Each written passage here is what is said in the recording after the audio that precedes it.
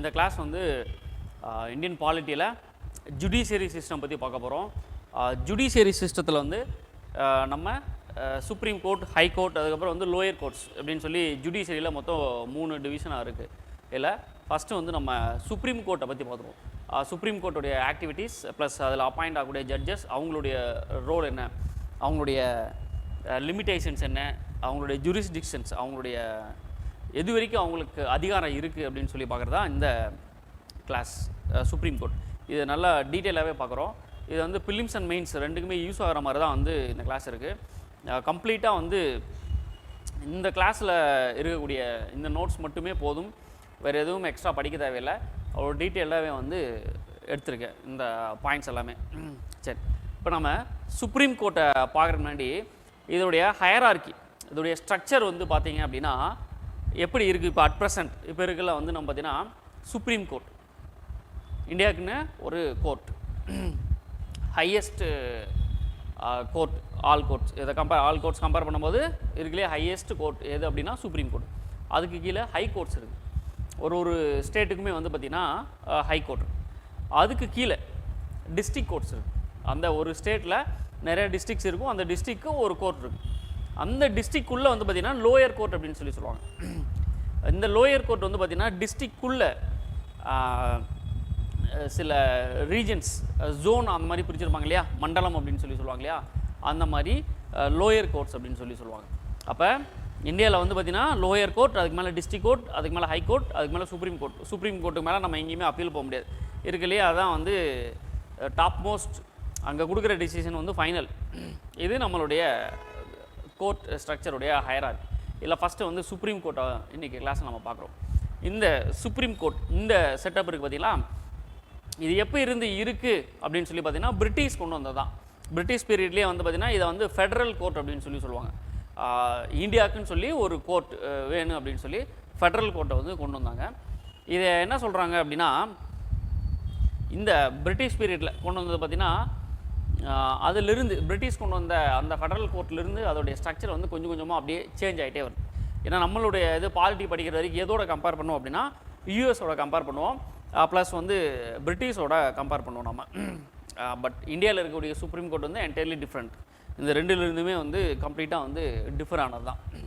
சரி, Indian constitution has established and integrated judiciary system அப்படின்னு சொல்கிறாங்க. இன்டகிரேட்டட் ஜுடிஷியரி சிஸ்டம் அப்படிங்கிற வார்த்தைக்கு என்ன மீனிங் அப்படின்னா, lower court, district court, high court, supreme court, இதை இன்டகிரேட்டட் அப்படின்னு சொல்லி சொல்லுவாங்க. இது எல்லாமே வந்து கலந்தது. நீங்கள் லோயர் கோர்ட்டில் கொடுக்குற ஜட்ஜ்மெண்ட்டை டிஸ்ட்ரிக்ட் கோர்ட்டில் ஹை கோர்ட்டோட ஜட்ஜ்மெண்ட்டை நீங்கள் வந்து அப்பீல் போடுறதுனா சுப்ரீம் கோர்ட்டில் போய் மேல்முறையீடு பண்ணி இந்த கேஸை திருப்பி அங்கே எடுக்கலாம். அப்போ இதுக்குள்ளே வந்து இன்டகிரேட் ஆனது, இந்த கோர்ட் எல்லாமே ஒன்றோட ஒன்று தொடர்புடையது. ஸோ அதனால் இந்தியன் கான்ஸ்டியூஷனில் மென்ஷன் பண்ணிக்கிற மாதிரி இன்டகிரேட்டட் ஜுடிஷியரி சிஸ்டம் அப்படின்னு சொல்லி சொல்கிறாங்க. Second point, the single system of court adopted from எப்போ அப்படின்னா கவர்மெண்ட் ஆஃப் இந்தியா ஆக்ட் 1935. இந்த ஆல்ரெடி சொன்னோம் இல்லையா, ஃபெடரல் கோர்ட் அப்படின்னு சொல்லி பிரிட்டிஷ் பீரியடில் வச்சுருந்தாங்கன்னு சொல்லிட்டு.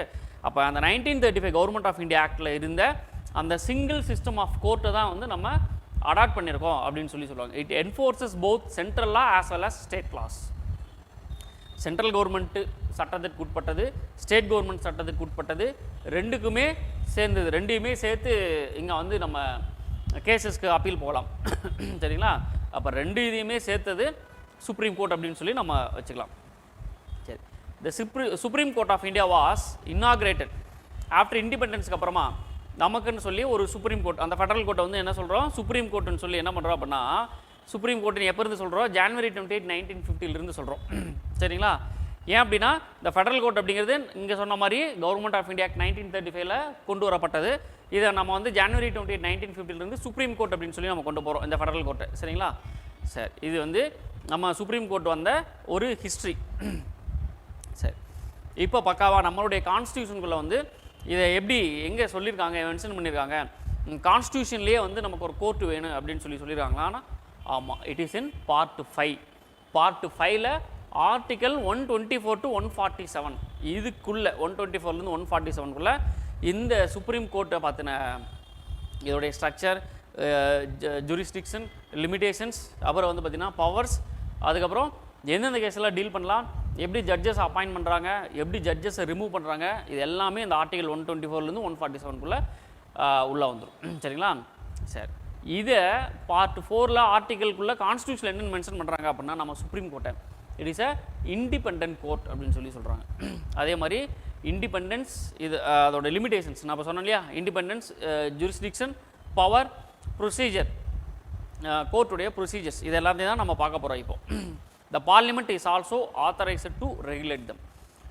இப்போ சுப்ரீம் கோர்ட்டுக்குள்ளே ஏதாச்சும் ஒரு சேஞ்சஸ் கொண்டு வரணும், அந்த ஸ்ட்ரக்சரில் ஏதாவது இப்போ இருக்கக்கூடிய ஜட்ஜஸோட நம்பர் இன்க்ரீஸ் பண்ணுறோம் இல்லை டிக்ரீஸ் பண்ணுறோம், இல்லை அதோட பிரான்ச் எங்காவது கொண்டு வர போகிறாங்க அப்படின்னா, இது சம்மந்தமான சட்டத்தை யார் இயற்றுவா, இந்த லாவை யார் மேக் பண்ணும் அப்படின்னா, அது நம்ம பார்லிமெண்ட்டுக்கு மட்டும்தான் அதை ரெகுலேட் பண்ணக்கூடிய அதிகாரம் உண்டு அப்படின்னு கான்ஸ்டியூஷன்லேயே வந்து மென்ஷன் பண்ணியிருக்காங்க. சரிங்களா? சரி, இப்போ composition of the supreme court. Supreme கோர்ட்டில் வந்து எப்படி இருக்குது, இதோடைய அமைப்பு எப்படி இருக்குது அப்படின்னு சொல்லி பார்க்குறதா இந்த ஹெட்டிங். இந்த கம்போசிஷனில் வந்து பார்த்திங்கன்னா அட் ப்ரெசன்ட் இப்போ வந்து எவ்வளோ ஜட்ஜஸ் இருக்காங்க அப்படின்னா, டோட்டலாக வந்து 34 ஜட்ஜஸ் அப்படின்னு சொல்லுவாங்க. 34. இதில் ஒன்று வந்து பார்த்திங்க அப்படின்னா சிஜேஐ ப்ளஸ் அதர் 33 வந்து என்ன சொல்லுவாங்க அப்படின்னா சுப்ரீம் கோர்ட் ஜட்ஜஸ் அப்படின்னு சொல்லுவாங்க. ஒன்று வந்து யார், chief justice of India and other 33 members யார் அப்படின்னா சுப்ரீம் கோர்ட் ஜட்ஜஸ் அப்படின்னு சொல்லுவாங்க. ஓகேங்களா?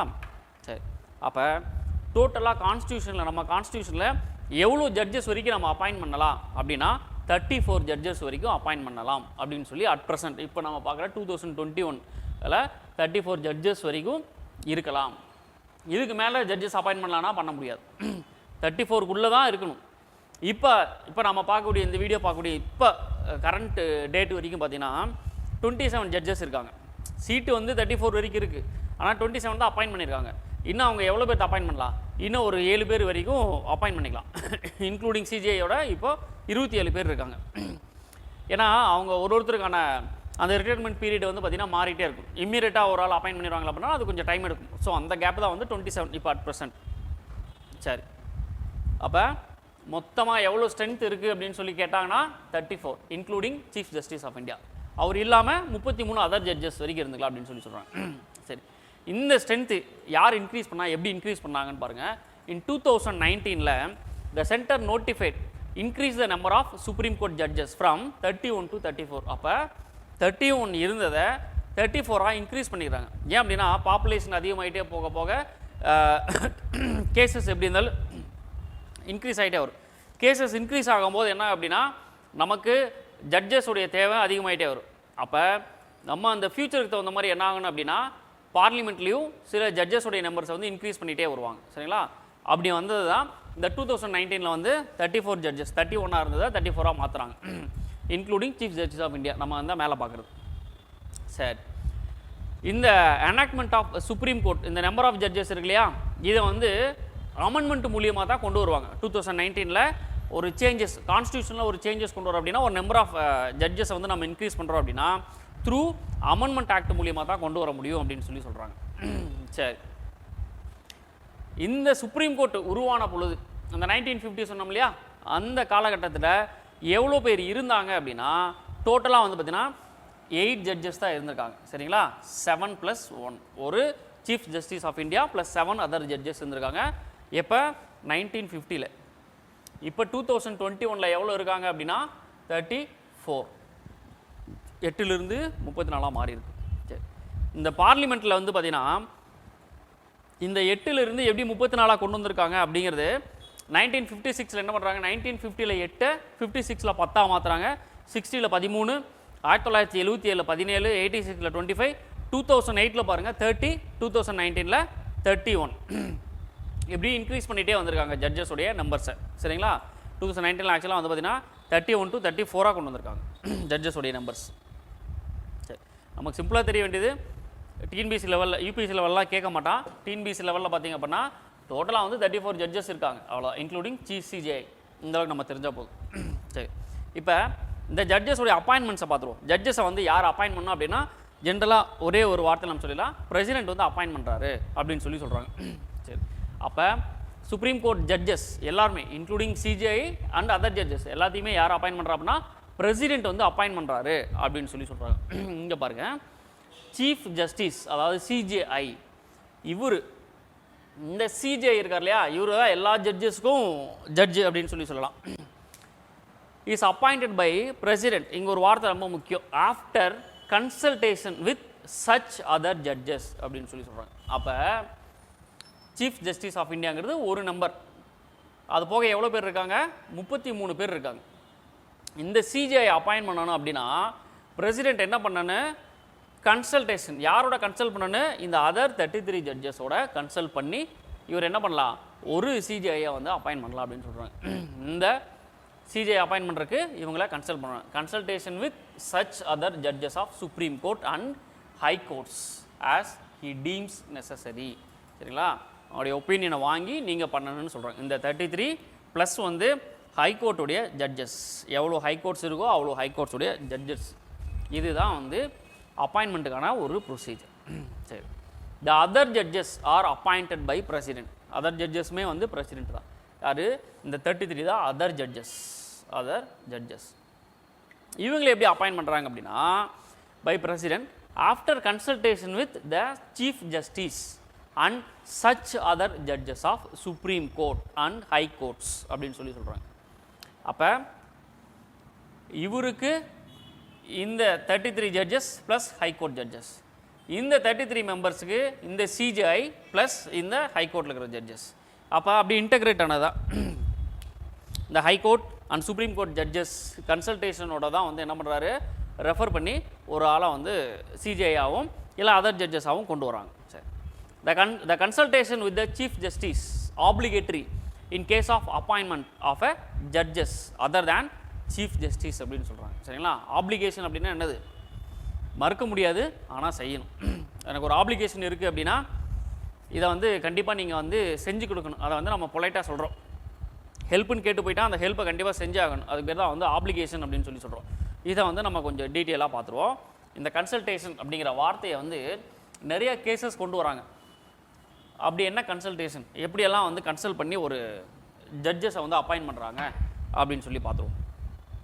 சரி, இந்த கன்சல்டேஷனை வந்து சுப்ரீம் கோர்ட்டில் என்ன பண்ணுறாங்கன்னா இன்டர்பிரட் பண்ணுறாங்க. சரியா, கன்சல்டேஷனுங்கிறதுக்கு மீனிங் என்ன, இவங்க கொடுக்குற லிஸ்ட்டை தான் வந்து பிரசிடென்ட் பண்ணணுமா, இல்லை பிரசிடென்ட் ஏதாவது ஒரு ஒப்பீனியன் கொடுக்கலாமா, வேறு ஏதாவது சேஞ்சஸ் பண்ணலாமா அப்படிங்கிற மாதிரி ஒரு டவுட் வருது. அப்போ இந்த ஃபஸ்ட்டு ஜட்ஜ் கேஸ் அப்படின்னு சொல்கிறாங்க. ஃபஸ்ட்டு ஜட்ஜ் கேஸ் எப்போ 1982 1982 ஒரு கேஸ் ஒன்று வருது. அந்த கேஸுடைய ஜட்ஜ்மெண்ட் என்ன சொல்கிறாங்க அப்படின்னா, கன்சல்டேஷன் அப்படிங்கிறது டஸ் நாட் மீன் கன்கரன்ஸ். கன்கரன்ஸ் அப்படின்னா என்னது, ஆமாம் அப்படின்னு சொல்லி அக்ரி ஒத்துக்கிற மாதிரின்னு அர்த்தம் கிடையாது. சரியா, consultation does not means concurrence and it only implies exchange of views. அப்போ பிரசிடெண்ட் வந்து அப்பாயின்ட் பண்ணும்போது அவங்களுடைய வியூஸை வந்து கேட்கலாமா கேட்கக்கூடாதா அப்படின்னா அவருடைய வியூஸை வந்து வெளிப்படுத்தலாம். சரிங்களா, யார் அப்பாயின்ட் பண்ணணும்னு என்ன பண்ணணும்னு வெளிப்படுத்தலாம். ஆனால் இவங்க சொல்கிறத இந்த consultation does not means concurrence, agree ஆகக்கூடாது அப்படின்னு சொல்லி சொல்கிறாங்க. சரிங்களா, consultation does not means concurrence, அவங்க சொல்கிறத கேட்டு உடன்பட்டு போகக்கூடாது அப்படின்னு சொல்லி சொல்கிறாங்க. அவங்களுடைய வியூஸை மட்டும்தான் கேட்கணும் அப்படின்னு சொல்லி ஃபஸ்ட்டு ஜட்ஜ் கேஸில் வந்து சொல்கிறாங்க.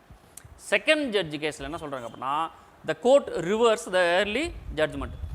இந்த ஃபஸ்ட்டு ஜட்ஜ்மெண்ட் கேஸில் கொடுத்ததை ஒரு 9 வருஷம் கழிச்சு 1993 என்ன பண்ணுறாங்கன்னா அவங்க ரிவர்ஸ் பண்ணுறாங்க. அவங்க என்ன ரிவர்ஸ் பண்ணுறாங்க அப்படின்னா, கன்சல்டேஷன் டு கன்கரன்ஸ், அதாவது the court reverse its early ruling and change to the meaning of the word consultation to concurrence, agree ஆயிருங்க அப்படின்னு சொல்லி சொல்கிறாங்க. இங்கே ஒத்துக்கக்கூடாது, வியூஸை தான் எக்ஸ்சேஞ்ச் பண்ணணும்னு சொல்கிறாங்க. ஆனால் இங்கே என்ன சொல்கிறாங்க, ஒத்துக்கணும் அப்படின்னு சொல்லி சொல்கிறாங்க. சரிங்களா, இங்கே ஒத்துக்கூடாதுன்னு சொல்கிறாங்க, இங்கே ஒத்துக்கணும் கன்சல்டேஷன் அவங்க சொல்கிறது தான் அப்படின்னு சொல்லி கேட்க சொல்கிறாங்க. சரி, இந்த அட்வைஸ் பார்த்துங்க.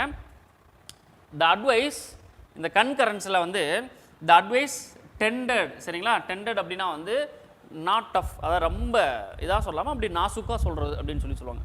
டெண்டட் அப்படின்னா by CJI chief justice of India வந்து ஒரு ஒப்பீனியன் யாரை ஜட்ஜாக அப்பாயின்ட் பண்ணலாம் அப்படின்னு சொல்லி ஒரு ஒப்பீனியன் கொடுக்குறாங்க இல்லையா, அதுதான் இந்த advice டெண்டட் by CJI is binding on the president in the matter of appointments of other judges, மற்ற judges. அந்த 33 judges சொன்னோம் இல்லையா, 33 ப்ளஸ் வந்து ஹைகோர்ட் ஜட்ஜஸ்க்குமே வந்து ஒப்பீனியன் கேட்பாங்க. அப்போ இந்த செகண்ட் கேஸில் என்ன சொல்கிறாங்க அப்படின்னா சிஜேயோடைய advice is binding on president. சரிங்களா, சிஜேயோடைய அட்வைஸை இவர் வந்து பைண்டிங் அப்படின்னா அமல்படுத்தணும், செயல்படுத்தணும் அப்படின்னு சொல்கிறாங்க. இந்த matter of appointments of judges of supreme court. But CJI would tendered his advice on the matter after consulting of 2 senior most judges அப்படின்னு சொல்கிறாங்க. அப்போ CJ chief justice of India சொல்கிற ஆளை நீங்கள் வந்து அப்பாயின் பண்ணணும். யார்? பிரசிடென்ட் அப்பாயின் பண்ணணும். அப்படி சிஜே இருக்கார் இல்லையா, சீஃப் ஜஸ்டிஸ் இருக்கார் இல்லையா, இவர் சொல்கிற அட்வைஸ் எப்படிப்பட்டது அப்படின்னா அவருடைய ஓன் அட்வைஸாக இல்லாமல் இவருடைய சீனியர் மோஸ்ட் கொலிஜியம் அப்படின்னு சொல்லுவாங்க. கொலிஜியம் அப்படின்னா வந்து அவங்களுக்கு ஒரு டீம் இருப்பாங்க. சுப்ரீம் கோர்ட்டுடைய அதர் ஜட்ஜஸ் இருக்காங்க இல்லையா, இவங்க எல்லாத்தையும் சேர்த்து ஒரு ஒப்பீனியன் எடுக்கிறாங்க. அதில் யார் மெஜாரிட்டியாக சொல்கிறாங்களோ அதான் இங்கே என்ன சொல்கிறாங்க, after consulting 2 of his senior most collegium அப்படின்னா அவங்க கூட ஒர்க் பண்ணுறல அந்த ஹைகோர்ட் ஜட்ஜஸில் 2 பேரோட ஒப்பீனியனாவது அட்லீஸ்ட் சிஜியோடைய. இப்போ நான் ஒரு டிசிஷன் சொல்கிறேன் அப்படின்னா அது என்னுடைய இண்டிவிஜுவல் ஒப்பீனியனாக இருக்கக்கூடாது. என் கூட இருக்கிற ஒரு 2 பேர் சொல்கிறத நான் வந்து செயல்படுத்தணும், இல்லை நான் சொல்கிறத அந்த 2 பேராவது அட்லீஸ்ட் வந்து சப்போர்ட் பண்ணணும் அப்படின்னு சொல்கிறாங்க. சரிங்களா, ஃபஸ்ட்டு ஜட்ஜ்மெண்ட் கேஸில் does not mean concurrence, agree, அவர் சொல்கிறத அப்படியே கேட்டு அப்பாயின்ட் பண்ண வேண்டிய அவசியம் கிடையாது சிஜிஐ சொல்கிறது. செகண்ட் கேஸில் அவர் சொல்கிறத கேட்டு அப்ளை பண்ணுங்க அப்படின்னு சொல்கிறாங்க. அந்த எப்படி கேட்கணும் அப்படின்னு சொல்கிறாங்க, எப்படி நீங்கள் வந்து ஒத்துக்கணும் அப்படின்னா 2+3 2+1 வச்சுங்க. சிஜிஐ இருக்கார் இல்லையா, இவர் அட்லீஸ்ட் ஒரு 2 சீனியர் மோஸ்ட் ஜட்ஜஸ் சொல்கிறது தான் இந்த சிஜிஐயும் சொல்லணும் அப்படின்னு சொல்கிறாங்க. சரிங்களா, அப்போ சிஜிஐ +2 ஜட்ஜஸ் என்ன சொல்கிறாங்களோ அதை தான் வந்து பிரசிடென்ட் வந்து கேட்டு ஒரு ஜட்ஜை வந்து அப்பாயின்ட் பண்ணணும் அப்படின்னு சொல்லி இதில் சொல்கிறாங்க. இதில் செகண்ட் கேஸில். அடுத்து தேர்ட் ஜட்ஜ் கேஸ் அப்படின்னு சொல்லி ஒரு கேஸ் வரும். அங்கே என்ன சொல்கிறாங்க அப்படின்னா இந்த சிஜிஐ இருக்கு இல்லையா, இவருடைய கன்சல்டேஷன் இருக்கு இல்லையா, இந்த consultation of plurality of judges அப்படின்னு சொல்கிறாங்க. அதாவது ஒன்றுக்கு மேலே, ஆல்ரெடி அங்கே 2 இருக்காங்க, அதுக்கும் மேலே ஒப்பீனியன் கேட்டு நீங்கள் பண்ணணும் அப்படின்னு சொல்கிறாங்க. சரிங்களா, எப்போ 1998 தேர்ட் ஜட்ஜஸ் கேஸில் court opinion that the consultation process to be adopted by CJI. எப்படி? கன்சல்டேஷன் ஆஃப் ப்ளூராலிட்டி ஜட்ஜஸ் அப்படின்னு சொல்கிறாங்க. சரி, அது என்னன்னு பார்த்துவோம். The sole opinion of CJI does not continue. சரிங்களா, சாரி, டஸ் நாட் கான்ஸ்டியூட். சிஜிஐயோடைய அவருடைய விருப்பத்தை அப்படியே செயல்படுத்தக்கூடாது அப்படின்னு சொல்கிறாங்க. சரிங்களா, does not constitute the consultation process.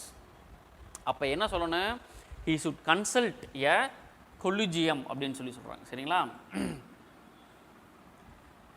Of 4 senior most judges. இந்த 4 எங்கே வருது? தேர்ட் ஜட்ஜ்மெண்ட் கேஸில். செகண்ட் ஜட்ஜ்மெண்ட் கேஸில் என்ன வந்துச்சு? 2 சீனியர் மோஸ்ட் ஜட்ஜஸ். இங்கே வந்து 4 சீனியர் மோஸ்ட் ஜட்ஜஸ் சொல்கிறாங்க. அண்ட் ஈவன் இஃப் 2 ஜட்ஜஸ், இந்த 2 ஜட்ஜ் இதில் இருக்கக்கூடிய 2 ஜட்ஜ், இப்போ நம்ம வந்து ஒரு 30 பேர் இருக்காங்க. ஏன்னா ஸ்ட்ரென்த் எவ்வளோ இருக்கலாம்? 33 + 1 இருக்கலாம். 33ல் 30 இருக்குது. இன்னொரு 3 பேர் அப்பாயின் பண்ணணும். இதில் ஒருத்தர் அப்பாயின் பண்ணுறதுக்கு என்ன பண்ணுறாங்க, ஒரு சிஜிஐ ப்ளஸ் 30 இவங்கெல்லாம் சேர்ந்து கன்சல்ட் பண்ணுறாங்க.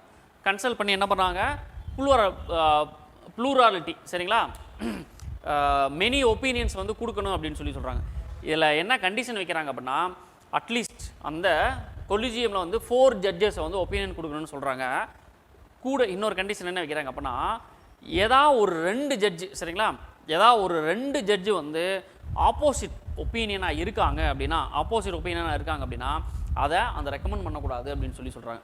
அப்போ 30 மெம்பர்ஸுக்கு ஒரு at least 2 members, even if 2 judges give and adverse opinion, அதாவது ஆப்போசிட் ஒப்பீனியன் கொடுக்குறாங்க, அவங்க வந்து அந்த ஆளை ரெக்கமெண்ட் பண்ணல, ஒரு ஆளை ரெக்கமெண்ட் பண்ணல அப்படின்னா சிஜிஐ என்ன பண்ணக்கூடாது, ரெஃபர் பண்ணக்கூடாது, பிரசிடெண்ட்டுக்கு ரெஃபர் பண்ணி நீங்கள் ஜட்ஜை அப்பாயின்ட் பண்ணுங்கன்னு சொல்லக்கூடாது. சரிங்களா, இது எது?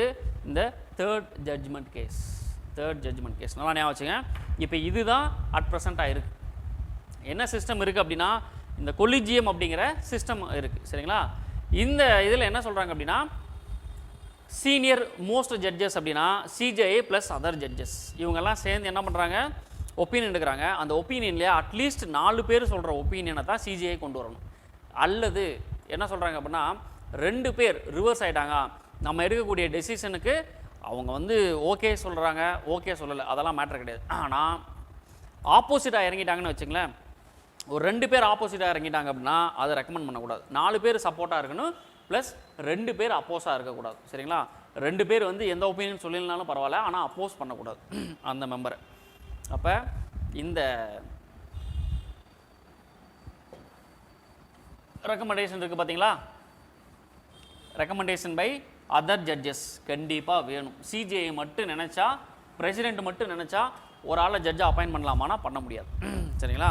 அதர் சீனியர் மோஸ்ட் ஜட்ஜஸோடைய ஒப்பீனியனும் சேர்த்து வாங்கணும். அது 3rd ஜட்ஜ்மெண்ட் கேஸில் கொடுத்துருவாங்க. சரி, இதெல்லாம் போக என்ன பண்ணுறாங்க, திடீர்னு இடையில ஒரு 4th ஜட்ஜ்மெண்ட் கேஸ் ஒன்று கொடுக்குறாங்க. சரிங்களா? இந்த 4th ஜட்ஜ்மெண்ட் கேஸில் என்ன பண்ணுறாங்க அப்படின்னா, இவங்க புதுசாக ஒரு சிஸ்டத்தை ஒன்று இன்ட்ரடியூஸ் பண்ணுறாங்க.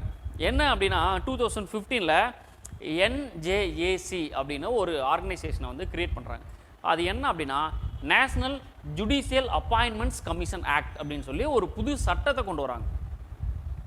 அதாவது ஜுடிஷியரியில் அப்பாயின்மெண்ட்ஸ் கொண்டு வரக்குன்னு ஒரு கமிஷன் இருக்குன்னு, அந்த கமிஷன் சொல்கிறது படி தான் நீங்கள் அப்பாயின்மெண்ட்டை கொண்டு வரணும் அப்படின்னு சொல்லி சொல்கிறாங்க. அந்த கமிஷன் எப்படி வருது அப்படின்னா 99th constitutional amendment act of 2014, 2019 99வது சட்டம். அந்த கான்ஸ்டியூஷனல் அமெண்ட்மெண்ட் ஆக்ட் அப்படின்னா வந்து ஆல்ரெடி இருக்கிற கான்ஸ்டியூஷனில் நம்ம வந்து எக்ஸ்ட்ராவாக சேர்த்துறோம். எதை சேர்த்துறோம்? இந்த நேஷ்னல் ஜுடிஷியரி அப்பாயின்மெண்ட்ஸ் கமிஷன் அப்படிங்கிற ஒரு சட்டத்தை புதுசாக கொண்டு வராங்க. இது என்ன பண்ணுது அப்படின்னா, ஆல்ரெடி இருக்கிற நான் சொன்னேன் இல்லையா, இந்த கொலிஜியம் அப்படிங்கிற ஒரு சிஸ்டம் இருக்கு இல்லையா, இதை வந்து தூக்குறாங்க. இதை எடுத்துட்டு என்ன பண்ணுறாங்க அப்படின்னா இந்த நேஷ்னல் ஜுடிஷியல் அப்பாயின்மெண்ட்ஸ் கமிஷன் ஒன்று கொண்டு வராங்க. நம்ம இது வரைக்கும் பார்த்தது இந்த கொலிஜியம் சிஸ்டம் தான். இந்த சிஸ்டம்னா என்ன அப்படின்னா சிஜிஐ ப்ளஸ் அதர் ஜட்ஜஸ் இவங்களுக்குன்னு ஒரு பேனல் வச்சுருப்பாங்க மெம்பர்ஸை செலக்ட் பண்ணுறதுக்கு. அந்த மெம்பர்ஸ் அப்படின்னா டோட்டலாக 33 + 1. இந்த 1 தான் வந்து சிஜிஐ.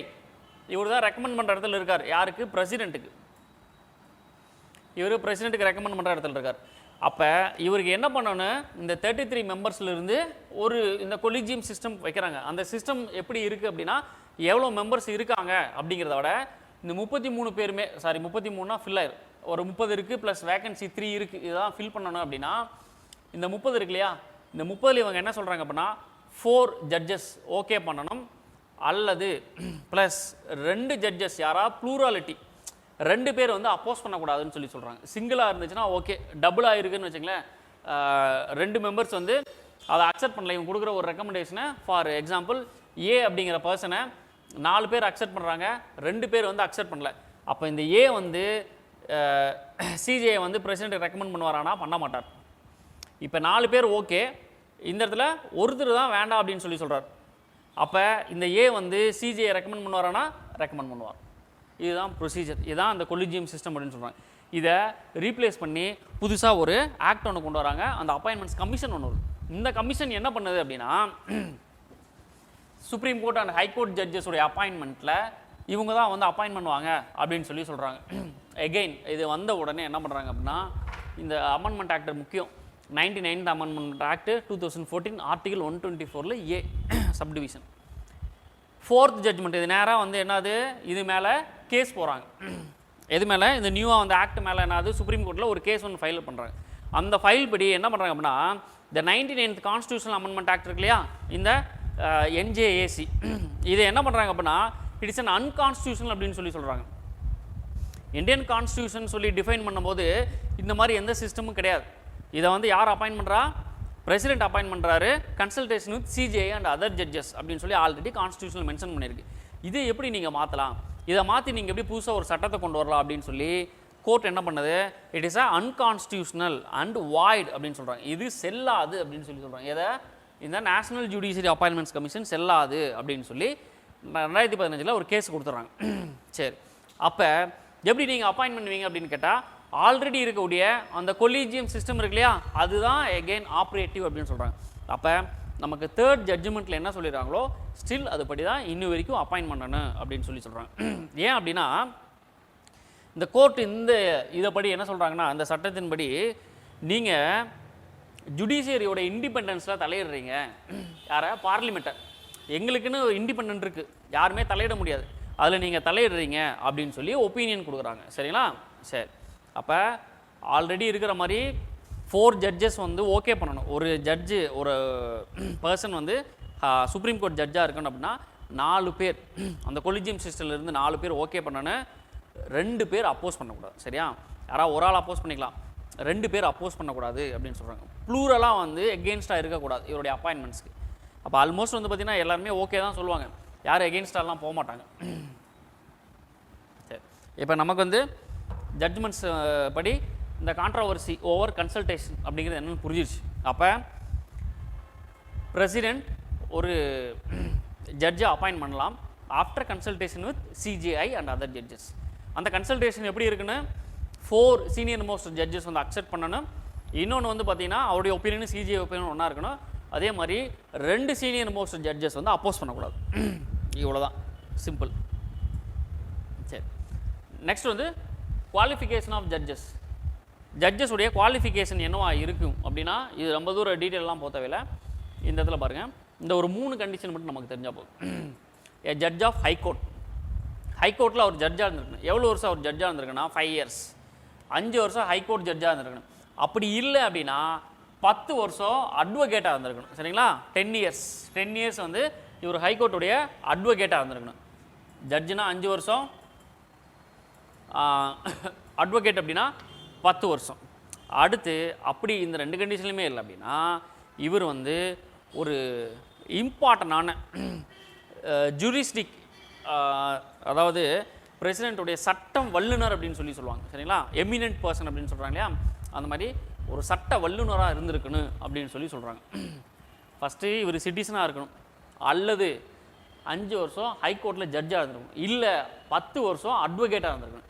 இல்லை அப்படியும் இல்லை, இந்த 2 கேட்டகரியிலையுமே இல்லை அப்படின்னா அவர் சட்ட வல்லுநராக இருந்திருக்கணும் அப்படின்னு சொல்கிறாங்க. சரிங்களா? ஜூரிஸ்ட் அப்படின்னா சட்ட வல்லுநர் அப்படின்னு சொல்லுவாங்க. அப்போ மேலே இருக்கிற இந்த பாயிண்ட்டை வச்சு பார்த்தீங்க அப்படின்னா, constitution has not prescribed any minimum age.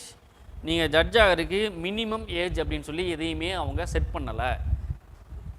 சரிங்களா? இந்த எக்ஸ்பீரியன்ஸ் மட்டும்தான் இவங்க செட் பண்ணியிருக்காங்க. கான்ஸ்டியூஷன்லேயே president, vice president, members, MP, MLA இவங்களுக்கு ஏஜ் இருக்குது. பார்த்துங்க, பிரைம் மினிஸ்டருக்கு எந்த குவாலிஃபிகேஷன் ஏஜ் எதுவுமே ரெஸ்ட்ரிக்ஷன் கிடையாது. மினிஸ்டருக்கு எந்த விதமான ஏஜ் ரெஸ்ட்ரிக்ஷனும் குவாலிஃபிகேஷன் மினிமம் இதெல்லாம் கிடையாது. அதே மாதிரி நம்மளுடைய சுப்ரீம் கோர்ட் ஜட்ஜஸுக்கும் எந்த விதமான மினிமம் ஏஜும் கிடையாது. சரிங்களா? ஒன்லி இந்த குவாலிஃபிகேஷன்ஸ் மட்டும்தான். சரி, இவங்களுக்கு யார் பதவி பிரமாணம் செஞ்சு வைப்பாங்க அப்படின்னா பிரசிடெண்ட். சரிங்களா? பதவி பிரமாணம், ஓத் அண்ட் அஃபர்மேஷன் அப்படின்னு சொல்லுவாங்க. இதை வந்து பிரசிடென்ட் பண்ணுறாரு, or some person appoint by. In case அவர் இல்லை, பிரசிடென்ட் இல்லை அப்படின்னா இவர் யாரை வந்து சொல்கிறாரோ அவங்க வந்து அப்பாயின்ட் பண்ணி வைப்பாங்க. சரி, இவங்களுக்கான சேலரிஸ் எல்லாமே யார் டிட்டர்மின் பண்ணுறாங்க? இண்டிபெண்ட் பாடி தானே. அப்போ அவங்களுக்கான சேலரி எல்லாமே அவங்களே ஃபிக்ஸ் பண்ணுவாங்களா? கோர்ட்டே ஃபிக்ஸ் பண்ணுவாங்கன்னா அப்படி கிடையாது. இவனுடைய சேலரிஸ் அலவன்சஸ் எல்லாமே யார் ஃபிக்ஸ் பண்ணுறாங்கன்னா பார்லிமெண்ட். இந்தியாவை பொறுத்த வரைக்கும் எல்லா சீனியர் மோஸ்ட் ஆஃபீஸருடைய சேலரிஸ் அலவன்சஸ் எல்லாமே யார் ஃபிக்ஸ் பண்ணுவோம் அப்படின்னா பார்லிமெண்ட் மட்டும் தான் ஃபிக்ஸ் பண்ணுவாங்க. வேறு யாருமே உள்ளே தலையிட மாட்டாங்க. சரி, டென்யூர், உங்களுடைய பீரியட்ஸ், டைம் வந்து எவ்வளோ நாள் இருப்பாங்க அப்படின்னு சொல்லி பார்த்தோம் அப்படின்னா, the constitution has not fixed the term or tenure. இவ்வளோ வருஷம் ஒரு ஆள் ஜட்ஜாக இருக்கணும், ஏஜ் அவங்க சொல்லலை. அதே மாதிரி இவ்வளோ வருஷம் நீங்கள் வந்து ஜட்ஜாக இருக்கலாம், இதுக்கு மேலே நீங்கள் இருக்கக்கூடாது அப்படின்னு எதுவுமே சொல்லலை. டென்யூர் அப்படின்னா 5 வருஷம், 3 வருஷம், 10 வருஷம் அப்படின்னு எதுவுமே சொல்லலை. பட் ஆனால் இங்கே என்ன சொல்கிறாங்க அப்படின்னா, நமக்கு சில க்ரைட்டீரியாஸ் வச்சுருக்காங்க. என்ன க்ரைட்டீரியா அப்படின்னா, பார்லிமெண்ட்டில் சில ரெக்கமெண்டேஷன்ஸ் வச்சு மேக்ஸிமம் 65 வயசு வரைக்கும் தான் இருக்கணும். நீங்கள் வந்து 64 வயசில் வந்தாலும் 65 வயசில் ரிட்டையர்ட் ஆகணும், 60 வயசில் வந்தாலும் 65 வயசில் வெளியில் போகணும், 65 வயசுக்கு மேலே இருக்கக்கூடாது. சரிங்களா? He holds office until he attains the age of 65. சரி, இது சம்மந்தமாக ஏதாவது கொஷின்ஸ், ஏதாவது கேள்வி கேட்கணும் அப்படின்னா இது யாருடைய ஃபைனல் டெசிஷன், யார் இதை வந்து டிட்டர்மின் பண்ணுவோம் அப்படின்னா பை பார்லிமெண்ட். பார்லிமெண்ட்டில் தான் இதை ஃபிக்ஸ் பண்ணாங்க. 62 இருந்ததை 65 ஆக்கலாங்க. சரிங்களா? இந்த 65 68 ஆக்கலாம், இல்லை 60 கூட குறைக்கலாம். இது யாருக்கு பவர் இருக்குது அப்படின்னா பார்லிமெண்ட்டு பவர். சரி, இந்த 60 வயசில் ஒருத்தர் வராரு, 62 வயசு ஆகுது, இடையில நான் ரிசைன் பண்ணுறேன் அப்படின்னா தாராளமாக ரிசைன் பண்ணலாம். யார்கிட்ட ரெசிக்னேஷன் லெட்டர் தரேன்னு? By president. சரிங்களா? பிரசிடென்ட்டுக்கு லெட்டர் எழுதி கொடுத்துட்டு அவர் வெளியில் போயிடலாம்.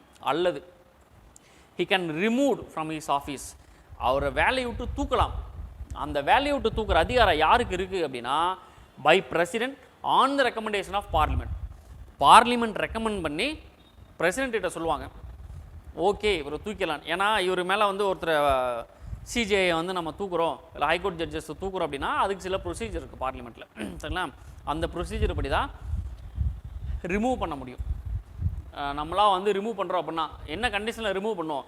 கான்ஸ்டியூஷனுக்கு எகென்ஸ்டாக இருக்கார் அப்படிங்கிற மாதிரி ஒரு ஒப்பீனியன் வருது அப்படின்னா நம்ம அப்போ தான் வந்து ரிமூவ் பண்ணுவோம். அதை ரிமூவ் பண்ணும்போது பயங்கரமான ப்ரொசீஜர் இருக்குது. அது பார்லிமெண்ட்டில் எப்படி பிரசிடென்ட்டுக்கு இம்பீச்மெண்ட் இருக்கோ அந்த மாதிரி இந்த இம்பீச்மெண்ட் ப்ரொசீஜர்லாம் வந்து ரிமூவ் பண்ணுவாங்க, சரிங்களா? சரி, இப்போ இந்த ரிமூவல் ஆஃப் ஜட்ஜஸோடைய டீட்டெயில்ஸ் நம்ம பார்த்துருவோம். நமக்கு தெரியும் he was removed, he or she removed by president. president remove பண்ணுறாரு on the recommendation of parliament. பார்லிமெண்ட்டோட ரெக்கமெண்டேஷன் படி இவர் வந்து ரிமூவ் பண்ணுறாரு. சரி, only after and addressed by parliament. சரி, பார்லிமெண்ட்டில் வந்து எந்த செஷனில் இன்றைக்கி அவர் மேலே ரெசல்யூஷன் பாஸ் பண்ணி இவரை ரிமூவ் பண்ணிடலாம் அப்படின்னு சொல்லி மெம்பர்ஸ் எல்லாமே சேர்ந்து முடிவு பண்ணி ஓட் பண்ணுறாங்க அப்படின்னா அந்த செகண்ட்லேயே அவர் ரிமூவ் ஆயிடுவார், சரிங்களா?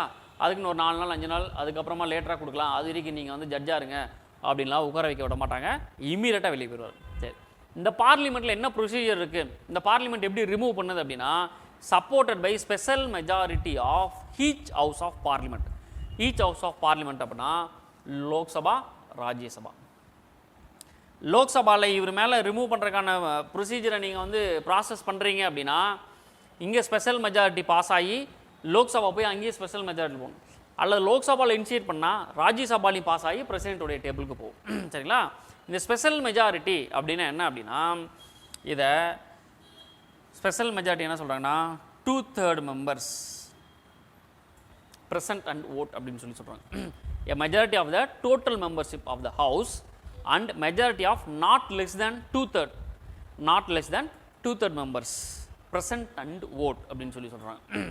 அதாவது ஃபார் எக்ஸாம்பிள் 500 இருக்குது அப்படின்னா எப்படி இருக்குன்னு ஸ்ட்ரென்த் அப்படின்னா இதில் 251, ஏன்னா இதில் 50% மேலே அப்படின்னா 251 இருக்கணும், ப்ளஸ் இது போக plus 2/3 member present and vote ஆயிருக்கு, அங்கே வந்து ஓட் பண்ணியிருக்கணும். அப்படி இருந்தால் மட்டும்தான் இந்த ஸ்பெஷல் மெஜாரிட்டி அப்படின்னு சொல்லுவாங்க. சிம்பிள் மெஜாரிட்டினா என்ன அப்படின்னா இப்போ 500 பேர் இருக்கிற ஸ்ட்ரென்த்தில் 400 பேர் தான் வந்திருக்காங்க அப்படின்னா 201 பேர் ஓட் பண்ணாங்க அப்படின்னா அது பாஸ் ஆகிடும். ஸ்பெஷல் மெஜாரிட்டி அப்படின்னா 500 மெம்பர் இருக்காங்க அப்படின்னா கண்டிப்பாக 251 ஓட்டாவது இருக்கணும், 251க்கு மேலே இருக்கணும், plus 2/3 members present and vote ஆயிடும், லீவ் போட்டுறக்கூடாது, வந்து ஓட் பண்ணணும். இதுதான் ஸ்பெஷல் மெஜாரிட்டி அப்படின்னு சொல்கிறாங்க. சரி, இவருடைய ரிமூவலுக்கு 2 காரணம் தான். ஒன்று மிஸ்பிஹேவியர், மிஸ்பிஹேவியர்னாவே உங்களுக்கு என்ன தெரியும். இன்னொன்று இன்கெப்பாசிட்டி. இன்கெப்பாசிட்டினா அந்த ஜட்ஜுக்கான குவாலிஃபிகேஷன் இல்லாமல் ஒருத்தர் வந்துடுறது, இல்லை திடீர்னு இடையில ஏதாவது புத்தி சுவாதீனம் இல்லாமல் போயிடுறாரு, அதுக்கான கெப்பாசிட்டியோ இல்லை நாலேஜே இல்லாமல் ஒரு ஆள் வந்து ஜட்ஜாக இருக்கக்கூடாது. அப்படிப்பட்ட ஆள் அப்பாயின்ட் பண்ண மாட்டாங்க. இது வரைக்கும் எந்த ஜட்ஜு மேலேயுமே வந்து இம்பீச்மெண்ட் ஆக்ஷன் நடந்திருக்கு, இம்பீச்மெண்ட் நடக்கலை, யாரையுமே இந்த மாதிரி ரிமூவ் பண்ணல, தூக்கலை. பட் ஆனால் அதுக்கான ப்ராசஸ் நடந்திருக்கு, நடந்து தப்பிச்சிட்டார் ஒரு ஆள்.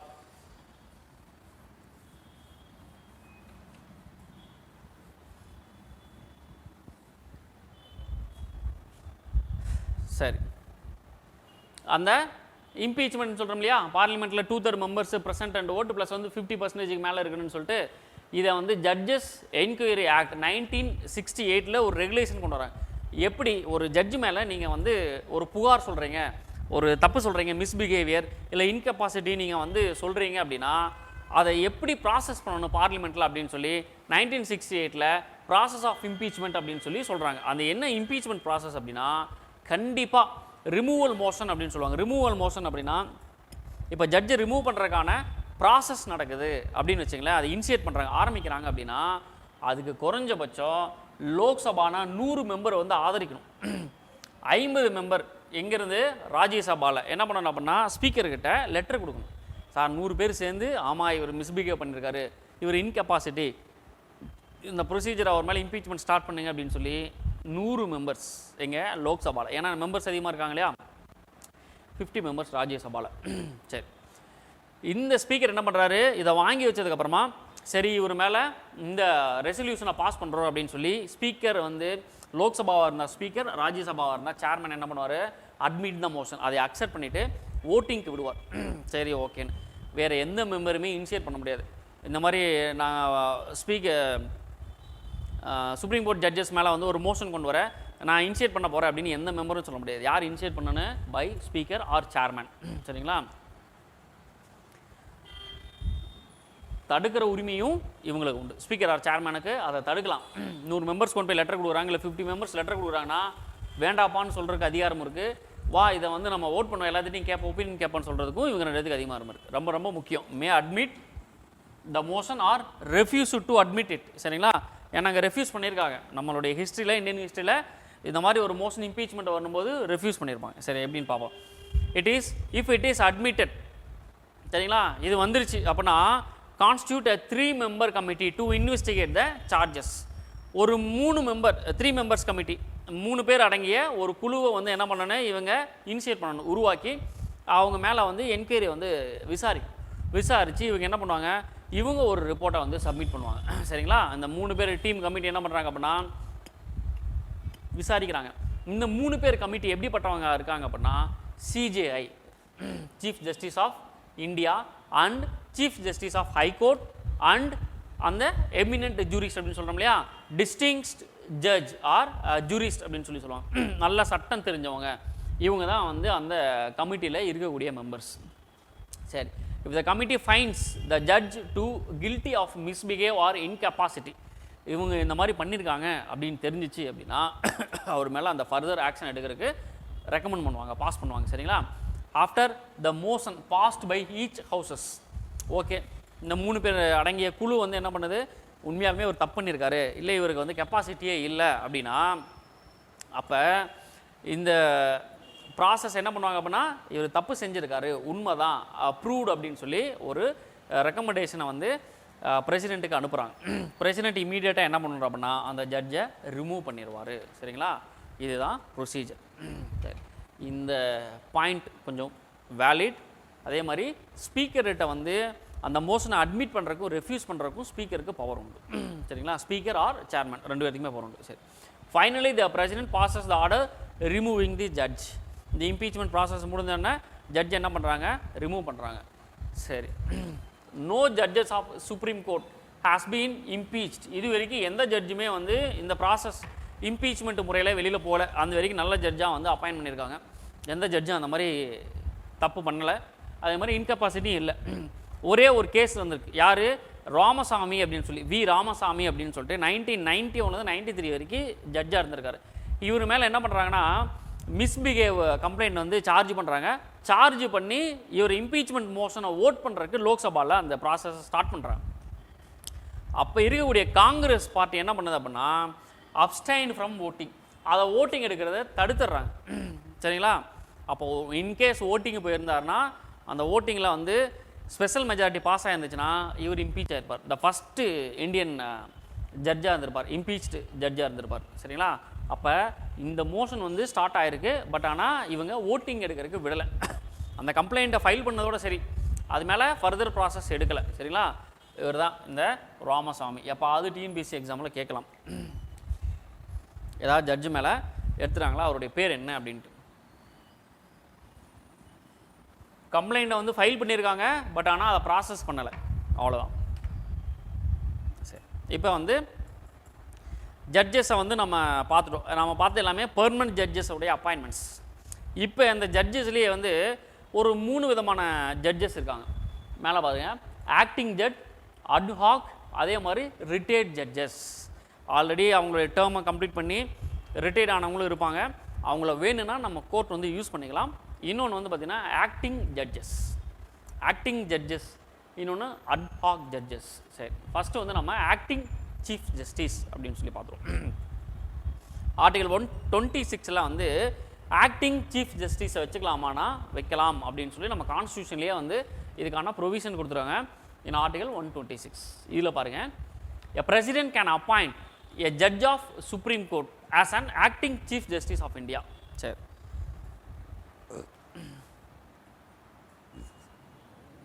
சீஃப் ஜஸ்டிஸ் ஆஃப் இந்தியாவா ஒரு ஆளை டெம்பரவரியாக ஆக்டிங் அப்படின்னு சொல்லுவாங்க. எப்படி ஆக்டிங் பிரசிடென்ட்டு நம்ம பார்த்தோம் இல்லையா, அந்த மாதிரி பிரசிடென்ட்டுக்கு உடம்பு சரியில்லை, ஏதாவது லீவில் போயிட்டார் அப்படின்னா ஆக்டிங் பிரசிடென்ட் இருக்கார் இல்லையா, வைஸ் பிரசிடென்ட் ஆக்ட் ஆகிறார் இல்லையா, அந்த மாதிரி சீஃப் ஜஸ்டிஸ் ஆஃப் இந்தியா அவருக்கு ஏதாவது உடம்பு சரியில்லை, இங்கே இருக்குது பாருங்கள் எனி வேக்கண்ட், அவர் பதவி காலம் முடிஞ்சிருச்சு, புதுசாக ஒரு ஆளை வந்து எடுக்கணும், அது வரைக்கும் ஒரு வேக்கன்சி இருக்குது, இல்லை அப்படின்னா டெம்பரவரியிலே ஆப்சன்ட், அவர் ஏதோ உடம்பு சரியில்லை மெடிக்கல் லீவில் போகிறாரு, இன்னொன்று அவரால் முடியாமல் போயிடுது, அது என்ன கண்டிஷன்லாம் இருக்கலாம், unable to perform the duties of his office, இந்த மாதிரியான கண்டிஷனில் ஒரு ஆக்டிங் சீஃப் ஜஸ்டிஸ் ஆஃப் இந்தியாவை பிரசிடெண்ட்டு அப்பாயிண்ட் பண்ணலாம் அப்படின்னு சொல்லி சொல்கிறாங்க. சரிங்களா? அப்போ சீஃப் ஜஸ்டிஸ்க்கான வேலையை யார் பார்ப்பா அப்படின்னா இந்த ஆக்டிங் சீஃப் ஜஸ்டிஸ் பார்ப்பார். எது வரைக்கும்? ஒரு பர்மனெண்ட் சிஜிஐ வர வரைக்கும் ஆக்டிங் சிஜிஐ இருப்பார். சரி, இப்போ அட்ஹாக் ஜட்ஜஸ் அப்படின்னா அதுக்கு பேரே வந்து டெம்பரவரி. அட்ஹாக் கமிட்டியை வந்து நம்ம பார்லிமெண்ட்ரி கமிட்டி இதெல்லாம் பார்த்துருப்போம். அதே மாதிரி இங்கே அட்ஹாக் ஜட்ஜஸ் அப்படின்னா it is mention in article 127. இதுவும் கான்ஸ்டியூஷனலி ரெகக்னைஸ்டு போஸ்டிங். சரிங்களா? Ad hoc judges. When there is a lack of quorum, அது என்ன குவாரம்? 33 சரி 33ன்னு வச்சுக்கோம். இதில் 10% எவ்வளோ வரும்?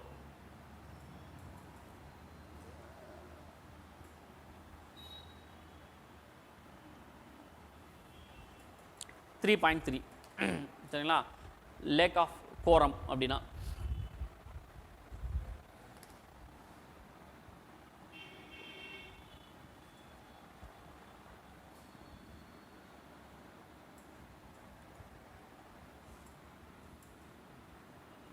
நம்ம 4, ஆக்சுவலாக 34 தான் இருக்கார், 4ன்னு எடுத்துக்குவோம். ஒரு சிஜே ப்ளஸ் 33 அதர் ஜட்ஜஸ், டோட்டலாக 34. லேக் ஆஃப் கோரம் அப்படின்னா மொத்தமே 4 பேர் கூட இல்லை, எல்லாருமே லீவில் போயிடுறாங்க, எல்லாமே அப்படி கும்பலாக லீவ் எடுத்துகிட்டு போயிடுறாங்க. அப்போ என்ன ஆகுது அப்படின்னா இந்த கேசஸை விசாரித்து ஒரு ஜட்ஜ்மெண்ட் கொடுக்குறதுக்கு டைம் 1 மாதம் லீவில் போயிடுறாங்க. எவ்வளோ பேர்? 30 பேருமே போயிடுறாங்க. அப்போ அங்கே இருக்கிறதே 3 பேர் தான் இருக்காங்க. அப்போ 4 பேர் இருக்கணும், மினிமம் 4 பேர் இருந்தால் தான் அந்த கோரம் இல்லை அப்படின்னு சொல்லி அர்த்தம். லேக் ஆஃப் கோரம் அப்படின்னா 10% கூட இல்லை அப்படின்னா அது பேர் கோரம் அப்படின்னு சொல்லி சொல்லுவாங்க. சரி, அப்போ அட்ஹாக் ஜட்ஜஸ் டெம்பரவரியாக ஜட்ஜஸை அப்பாயிண்ட் பண்ணலாம். எதுக்கு அப்படின்னா இந்த கேசஸ் எல்லாம் சீக்கிரமாக முடிக்கிறதுக்காக, அந்த ஒர்க்கு ரன் ஆகிறதுக்காக முடிக்கலாம். CJI can appoint a judge of high court as an ad hoc judges. எங்கேருந்து? ஏன்னா சுப்ரீம் கோர்ட்டில் தான் மொத்தம் 33 ஜட்ஜஸ் இருக்காங்க, 33 + 1. இந்த 33ல் 30 பேர் ஆப்சண்ட் ஆகிட்டாங்க, மொத்தம் 3 பேர் தான் இருக்காங்க. அப்போ சிஜிஐ என்ன பண்ணுறாரு? ஹைகோர்ட்லேருந்து ஒரு ஜட்ஜை கூப்பிட்றாரு. கூப்பிட்டு நீங்கள் டெம்பரவரியாக வந்து ஜட்ஜஸ் லீவில் போயிட்டாங்க, அது வரைக்கும் நீங்கள் ஒரு 3 ஜட்ஜு வந்து நீங்கள் வந்து அட்ஹாக் ஜட்ஜாக வந்து ஒர்க் பண்ணுங்கள், இல்லை 10 பேர் வேலை செய்யுங்க, இல்லை 5 பேர், எவ்வளோ பேர் அவர் செலக்ட் பண்ணுறாரோ அவ்வளோ பேர் வந்து டெம்பரவரியாக அவங்க வர வரைக்கும் இவங்க அந்த வேலையை பார்ப்பாங்க. இதுதான் வந்து அட்ஹாக் ஜட்ஜஸ் அப்படின்னு சொல்லி சொல்லுவாங்க. இதனால் பார்த்தீங்கன்னா அப்பாயிண்டட் பை சிஜிஐ. சரி, after consultation with the chief justice of high court அப்படின்னா என்னென்னா, இந்த ஒரு 3 ஜட்ஜை வந்து தமிழ்நாட்டிலேருந்து கால் பண்ணுறாரு, இவங்களை கர்நாடகாவிலேருந்து கால் பண்ணுறாரு, இவங்களை உத்தரப்பிரதேசிலேருந்து கால் பண்ணுறாரு. அப்போ இவர் என்ன செய்யணும் அப்படின்னா, தமிழ்நாட்டிலேருந்து 3 பேர்த்து கூப்பிட்றாருன்னா இந்த தமிழ்நாட்டுடைய ஹைகோர்ட் ஜட்ஜ் இருப்பார் இல்லையா, அவர்கிட்ட பெர்மிஷன் ஆகிடும், அவருடைய கன்சர்ன் இல்லாமல், ப்ளஸ் அவங்களுடைய ஒப்பீனியன் இல்லாமல் அவங்கள அப்பாயின்ட் பண்ணக்கூடாது. அவங்க விருப்பப்பட்டு அந்த கன்சர்ன் ஹைகோர்ட்லேருந்து ஒரு 3 ஜட்ஜை கொடுங்க அப்படின்னு சொல்லி இவன் என்ன பண்ணலாம், வாங்கி இந்த அட்ஹாக் ஜட்ஜஸாக அப்பாயிண்ட் பண்ணலாம். சரிங்களா? இதுதான் very simple. After consultation with the CJ of that high court, concern high court and with the previous consent of the president. இந்த வேலையை பண்ணுறதுக்கு இந்த சிஜே இருக்கார் இல்லையா, இவர் வந்து ஹைகோர்ட்லேருந்து சில ஜட்ஜஸை வந்து அட்ஹாக் ஜட்ஜஸாக வந்து அப்பாயிண்ட் பண்ணுறாரு அப்படின்னா பிரசிடென்ட்கிட்ட ஃபஸ்ட்டே பெர்மிஷன் வாங்கிடணும். சார், இந்த மாதிரி எங்களுக்கு வந்து குவாரம் இல்லை, நிறையா ஜட்ஜஸ் வந்து ஆப்சண்ட் ஆகிட்டாங்க, அப்போ எனக்கு ஜட்ஜஸ் தேவைப்படுறாங்க சுப்ரீம் கோர்ட்டில் கேசஸை முடிக்கிறதுக்கு, நான் ஹைகோர்ட்லேருந்து இந்த மாதிரி தமிழ்நாட்டிலேருந்து 5 பேரையும், ஆந்திராவிலேருந்து 3 பேர், ஜம்மு அண்ட் காஷ்மீர்லேருந்து ஒரு 4 பேர் இந்த மாதிரி நான் கால் பண்ண போகிறேன் அப்படின்னு பிரசிடென்ட்டை சொல்லிவிட்டு இவர் கன்சர்ன் அந்த ஹைகோர்ட்டுடைய ஜட்ஜுக்கிட்ட பெர்மிஷன் கேட்டு உங்களை கூப்பிட்டு வந்துடலாம். சரிங்களா? இவ்வளோ தான் இந்த ப்ராசஸ். சரி, இப்படி வரவங்களுக்கு என்ன குவாலிஃபிகேஷன் இருக்குன்னு அப்படின்னா, இவங்க சுப்ரீம் கோர்ட்டுடைய ஜட்ஜ் ஆகிறதுக்கான நம்ம அந்த குவாலிஃபிகேஷன் பார்த்தோம் இல்லையா, அந்த அப்பாயின்மெண்ட்ஸ் அதை வந்து இவங்க ஃபுல்ஃபில் பண்ணணும். டியூட்டி ஆஃப் த ஜட்ஜ், இந்த கண்டிஷன் ஓகே தானே? குவாலிஃபிகேஷன் வந்து ஆல்ரெடி அங்கே பார்த்துருப்பேன், 5 வருஷம் ஹைகோர்ட் ஜட்ஜாக இருக்கணும், இல்லை 10 வருஷம் ஹைகோர்ட்டில் வந்து என்ன பண்ணியிருக்கணும், அவங்க அட்வொகேட்டாக இருந்திருக்கணும், இல்லை எமினன்ட் ஜூரியாக இருந்திருக்கணும். சரிங்களா, நல்லா சட்டம் படிச்சு. இந்த 2 கண்டிஷன் 5 வருஷம் 10 வருஷம் வரலன்னா இவர் எமினன்ட் பர்சன் அப்படின்னு சொல்லி அவர் அப்பாயின்ட் பண்ணிக்கலாம். அதனால் குவாலிஃபிகேஷன் ஒரு மேட்டர் கிடையாது. சரி, இவங்களுடைய டியூட்டி என்ன அப்படின்னா, சுப்ரீம் கோர்ட்டுடைய ஜட்ஜஸ் என்னென்ன வேலை செய்வாங்களோ அந்த சுப்ரீம் கோர்ட்டுடைய ஜட்ஜஸ்க்கு என்னென்ன பவர் இருக்கோ அந்த எல்லா பவருமே அந்த அட்வாக் ஜட்ஜஸும் உண்டு. சரிங்களா, enjoy all the jurisdictions power and privileges of judge of supreme court. Temporary judge தானே, அதுக்குன்னு இவருக்கு வந்து பவர் கம்மியாக கொடுக்கலாம். இந்தந்த கேஸ் மட்டும் தான் நீங்கள் சிவில் மட்டும் தான் விசாரிக்கணும், கிரிமினல் கேஸ் விசாரிக்கூடாதுலாம் சொல்லக்கூடாது. ஒரு சுப்ரீம் கோர்ட் ஜட்ஜுக்கு என்ன பவர் இருக்கோ அந்த எல்லா பவரையும் இந்த அட்வாக் ஜட்ஜஸும் வந்து செய்வாங்க. ஆக்டிங் சிஜேயும் சிஜேக்கு என்ன பவரோ அந்த பவர் உண்டு வரும். சரி, இப்போ ரிட்டையர்ட் ஜட்ஜ் இதோட ஆர்டிகல் பார்த்தீங்க, ஆர்டிகல் 128. இந்த ரிட்டையர்டு ஜட்ஜ் என்ன வேலை அப்படின்னா, ஆல்ரெடி சுப்ரீம் கோர்ட்டோ ஹைகோர்ட்டோ அங்கேருந்து ஜட்ஜாக இருந்து என்ன ஆயிருப்பாங்க, ரிட்டையர்ட் ஆகிருப்பாங்க. சரிங்களா, at any time the CGI can request a retired judge of Supreme Court or High Court with his duly qualified for appointment as a judge of Supreme Court. Already நான் பார்த்தோம் இல்லையா, supreme court ஜட்ஜஸுக்கு என்ன qualification இருக்குதோ 5 வருஷம் high court ஜட்ஜாக இருந்திருக்கலாம், இல்லாட்டா 10 வருஷம் வந்து அட்வொகேட்டாக இருந்திருக்கலாம். இந்த மாதிரி இருந்து ரிட்டையர்ட் ஆன ஆளை என்ன பண்ணுறாங்க அப்படின்னா, இவர் ரிட்டையர்மெண்ட் ஜட்ஜஸாக வந்து சில டெம்பரவரி பீரியடில் ஒர்க் பண்ணுறதுக்கு கால் பண்ணலாம். சரிங்களா, எங்கேருந்து சுப்ரீம் கோர்ட்லேருந்து கூப்பிடலாம் அல்லது ஹைகோர்ட்லேருந்து கூப்பிடலாம். சரி, he can do so only with the previous consent of the president. இதே மாதிரி சார் இந்த ரிட்டையர்மெண்ட் ஜட்ஜை நான் கூப்பிட போகிறேன், ரிட்டையர் ஆன ஜட்ஜை அப்படின்னு சொல்லி சிஜி என்ன பண்ணணும், பிரசிடென்ட் கிட்ட முதலையே அப்ரூவல் வாங்கிடணும், அவருடைய ஒப்பீனியன் வாங்கிக்கணும், அவருடைய கன்சர்ன் வாங்கி தான் வந்து இவர் என்ன பண்ணணும், அப்பாயின்ட் பண்ணணும். அதே மாதிரி அந்த அப்பாயின்ட் பண்ணுற பர்சனும் வந்து வில்லிங்காக சரி நான் வரேன், எனக்கு பாடி கண்டிஷன் கரெக்டாக இருக்கு, நான் வந்து ஒர்க் பண்ணுறேன் அப்படின்னு சொல்லி அவரும் என்ன பண்ணணும், அக்செப்ட் பண்ணி வரணும். சரிங்களா, சரி. இப்போ இவங்களுக்கு எப்படி சேலரி தருவோம், இவங்க ஆல்ரெடி ஜட்ஜாக இருந்து ரிட்டர்ன் ஆனவங்க, ஆல்ரெடி பென்ஷன் வாங்கிட்டு இருப்பாங்க. இப்போ அவங்களுக்கு அந்த ஃபுல் சேலரி தர முடியாது. ஸோ என்ன பண்ணுறாங்க அப்படின்னா, டிட்டர்மைன் பை த பிரசிடென்ட் தான் இவங்களுக்கான அலோவன்சஸை வந்து டிசைட் பண்ணுவார். சரிங்களா, ஏன்னா ஒரு ஜட்ஜுமே கடைசியாக வாங்கின சேலரியிலேருந்து 50% வந்து பென்ஷனாக வாங்கிட்டு இருப்பாங்க. சரி, he will also enjoy all the jurisdiction power and privileges of supreme court. சரிங்களா, சுப்ரீம் கோர்ட்டுடைய ஜட்ஜுக்கு என்ன பவரோ அதே தான் வந்து ரிட்டையர்டிங் ஜட்ஜு வந்து ஜட்ஜை ஆக்ட் ஆனார்னாலும் அதே சேலரி தான், டெம்பரவரியாக ஒரு ஜட்ஜை எடுத்து போடுறாங்கனாலும் அவருக்கும் அதே சேலரி தான், அதே பவர் தான். இன்னொன்று வந்து ஆக்டிங் சிஜிஐயாக போனாலும் சிஜிஐக்கு என்ன இருக்கும், அதான் என்ன வேலைக்காக இவங்க அப்பாயின்ட் பண்ணுறாங்களோ அந்த வேலைக்கான கம்ப்ளீட் பவரை அவங்க என்ஜாய் பண்ணலாம். இதுதான் இந்த acting ad hoc and retired judges பண்ண details. Sir,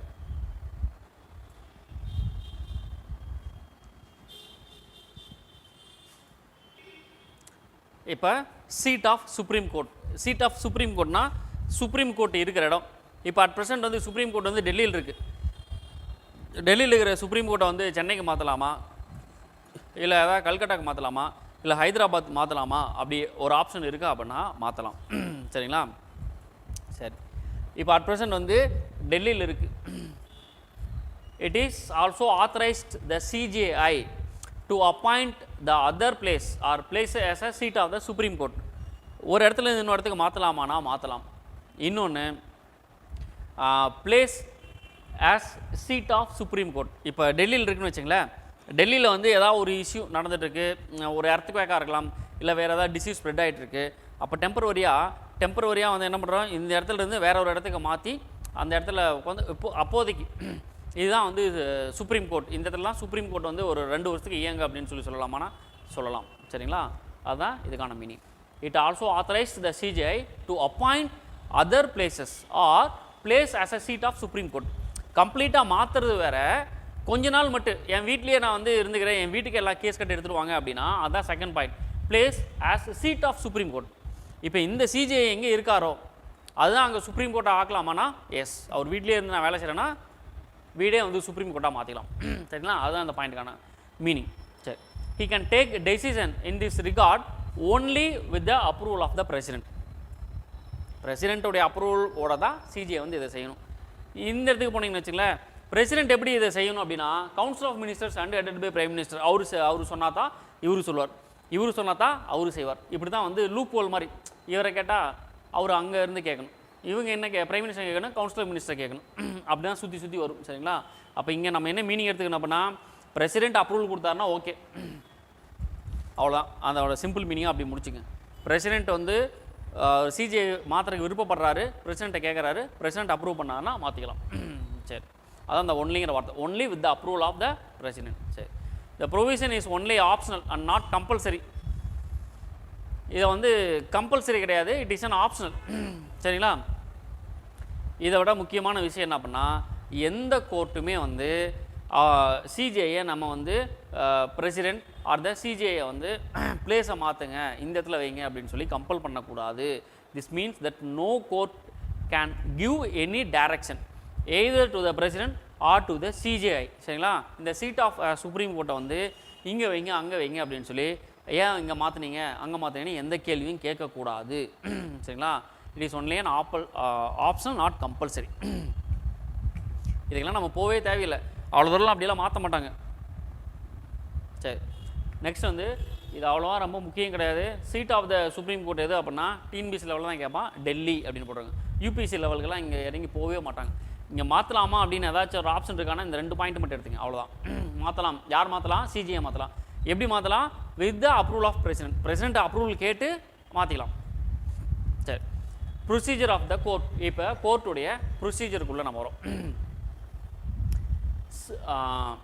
Supreme Court can, with the approval of President, make rules for regulating general practices and procedure of the court. Supreme Court வந்து with the approval of President make rules. சரிங்களா? இவங்க ஏதாவது ஒரு ரூல்ஸை வந்து இப்போ supreme கோர்ட்டுக்குள்ளே ஒரு new rules and restrictions ஏதாவது ஒன்று கொண்டு வராங்க, அவங்களுக்குள்ள அந்த மெம்பர்ஸோடைய அப்பாயின்மெண்ட்ஸ்குள்ளே ஏதாவது இருக்குது அப்படின்னா அந்த சிஜிஐ பண்ணலாம் வித் அப்ரூவல் ஆஃப் பிரசிடென்ட். பிரசிடென்ட்டை கேட்டு தான் பண்ணணும். சரிங்களா? ஏன் இந்த மாதிரி எதுக்கு எடுத்தாலும் சிஜிஐ வந்து பிரசிடென்ட்டை கேட்டு தான் பண்ணுறாரு அப்படின்னா, சிஜிஐ அப்பாயின்ட் பண்ணது யார்?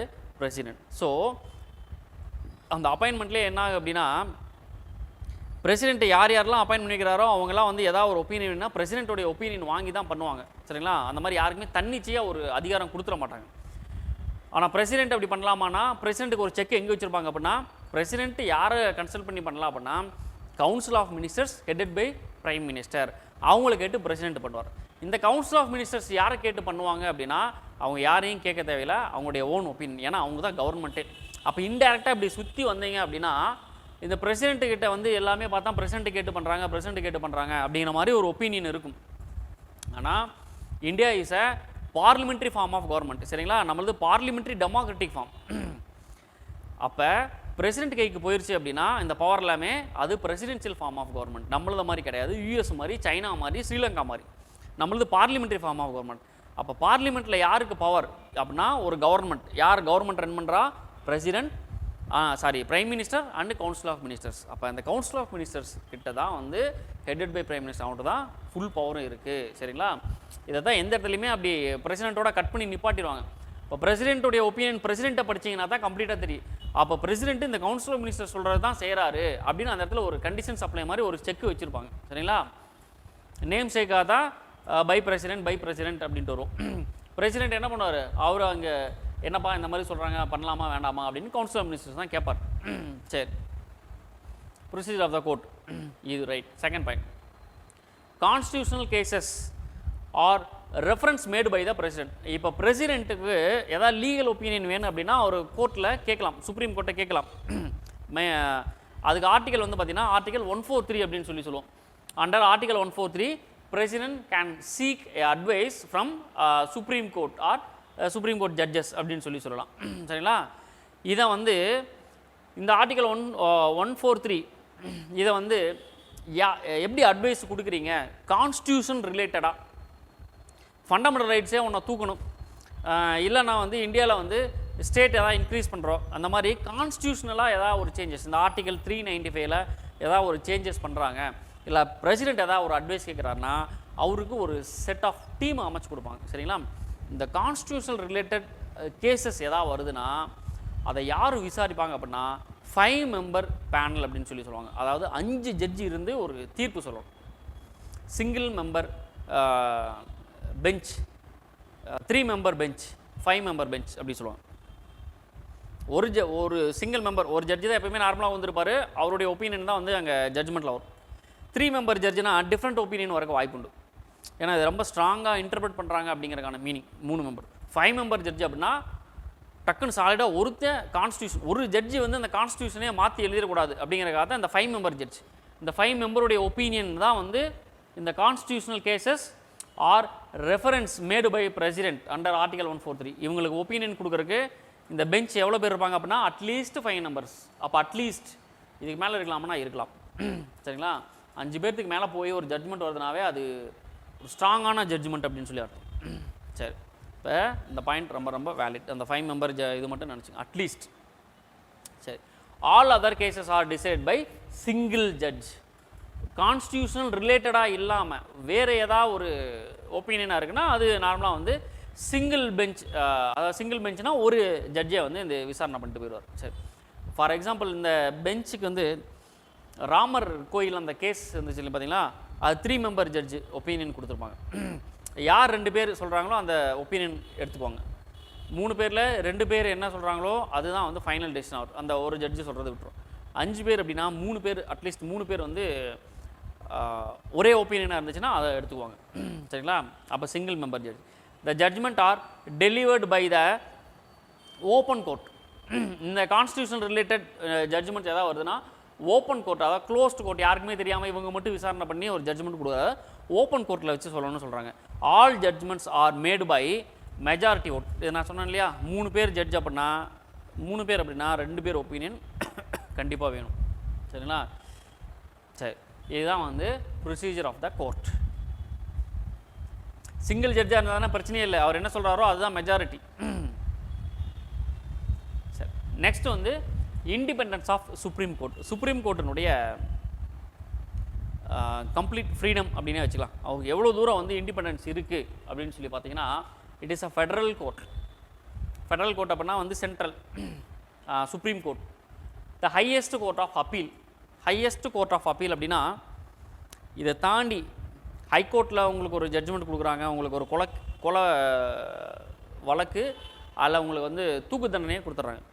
நீங்கள் அதை எதிர்த்து நீங்கள் அப்பீல் போக முடியுமா? ஐயோ இதோட நம்ம வாழ்க்கை முடிஞ்சு, ஹைகோர்ட்டில் ஒரு ஜட்ஜ்மெண்ட் வந்துச்சு அவ்வளோதான் அப்படின்னு நம்ம நிற்க தேவையில்லை. நம்ம அடுத்து என்ன பண்ணலான்னா அந்த கேஸை நான் சுப்ரீம் கோர்ட்டில் போய் மேல்முறையீடு பண்ணி நான் நிரபராதி நிரூபிக்கிறதுக்கு ஒரு வாய்ப்பு இருக்குது. சரிங்களா? சுப்ரீம் கோர்ட் அங்கே ஒரு ஜட்ஜ்மெண்ட் தராங்க அப்படின்னா அந்த ஜட்ஜ்மெண்ட் ஃபைனல்.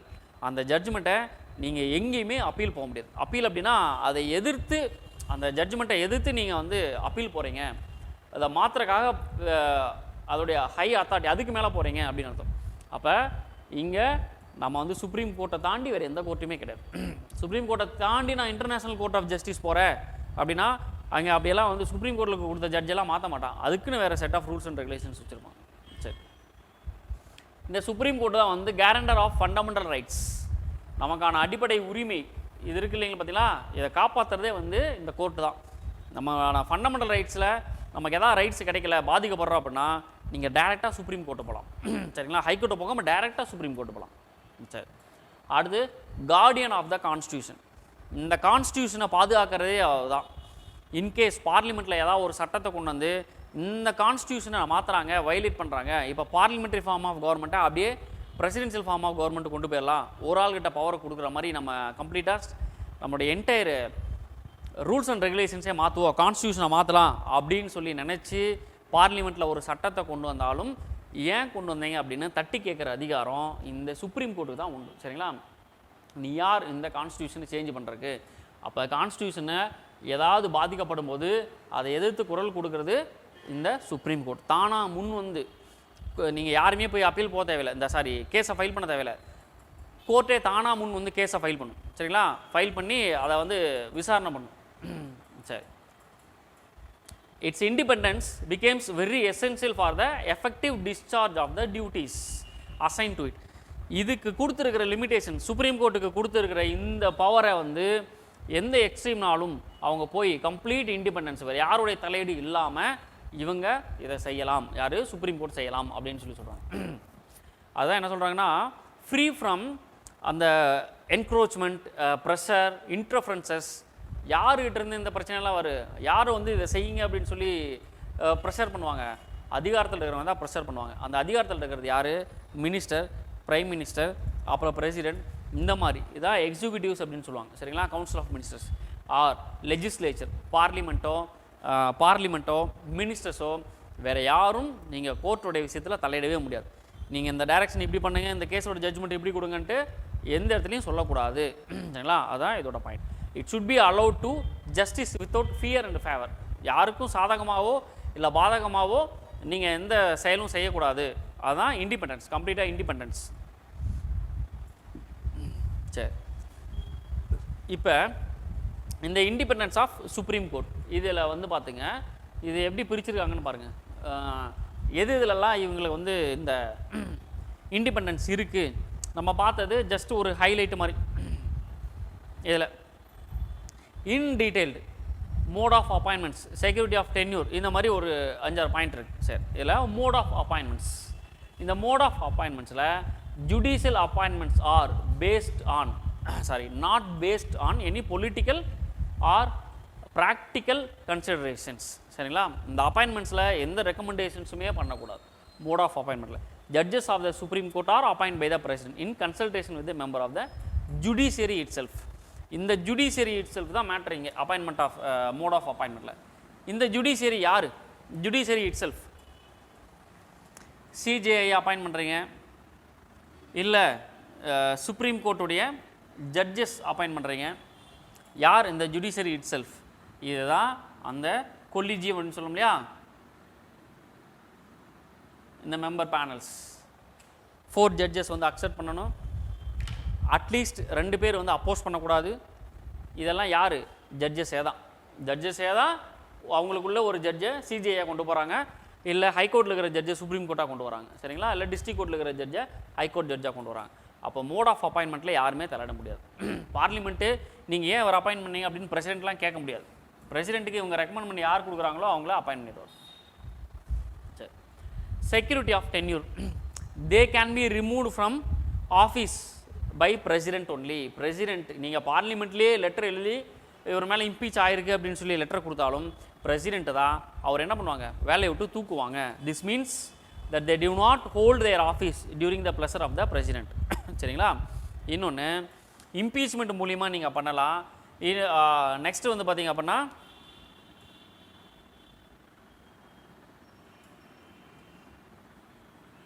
அவங்களே ரிசைன்மெண்ட்டு போகிறது.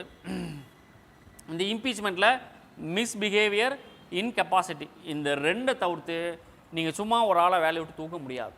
அதான் இங்கே this means that they do not hold their office during the pleasure of the president. பிரசிடென்ட்டினுடைய விருப்பத்தின் பேர்லலாம் நீங்கள் வந்து ஜட்ஜஸாக கிடையாது. எந்தில் இருக்கீங்க, உங்களுக்கான குவாலிஃபிகேஷன் இருக்குது, அந்த குவாலிஃபிகேஷன் படி ரெக்கமெண்டேஷனில் போகிறீங்க, அவ்வளோதான். அப்போ பிரசிடென்ட் வந்து உங்களை அப்பாயின்மெண்ட்டு 1 வருஷம் கழிச்சு எனக்கு பிடிக்கல போனீங்க, நீ வந்துரு, நான் வேற ஆள் அப்பாயின்ட் பண்ணிக்கிறேன் அப்படின்னா அப்படிலாம் பண்ணலாமா? அப்படிலாம் பண்ண முடியாது. இம்பீச்மெண்ட்டில் தான் பண்ண முடியும், இல்லை அவங்களா ரிசைன்மெண்ட்டு தான் போக முடியும். பிரசிடென்ட்லாம் வந்து அப்பாயின்ட் பண்ணிவிட்டு இடையில வந்து ஒருத்தரை தூக்க முடியாது. சரிங்களா?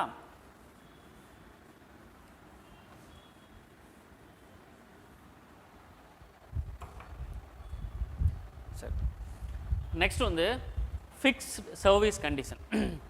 The salary, privileges, leave and pension of the judges of the Supreme Court are determined by the Parliament.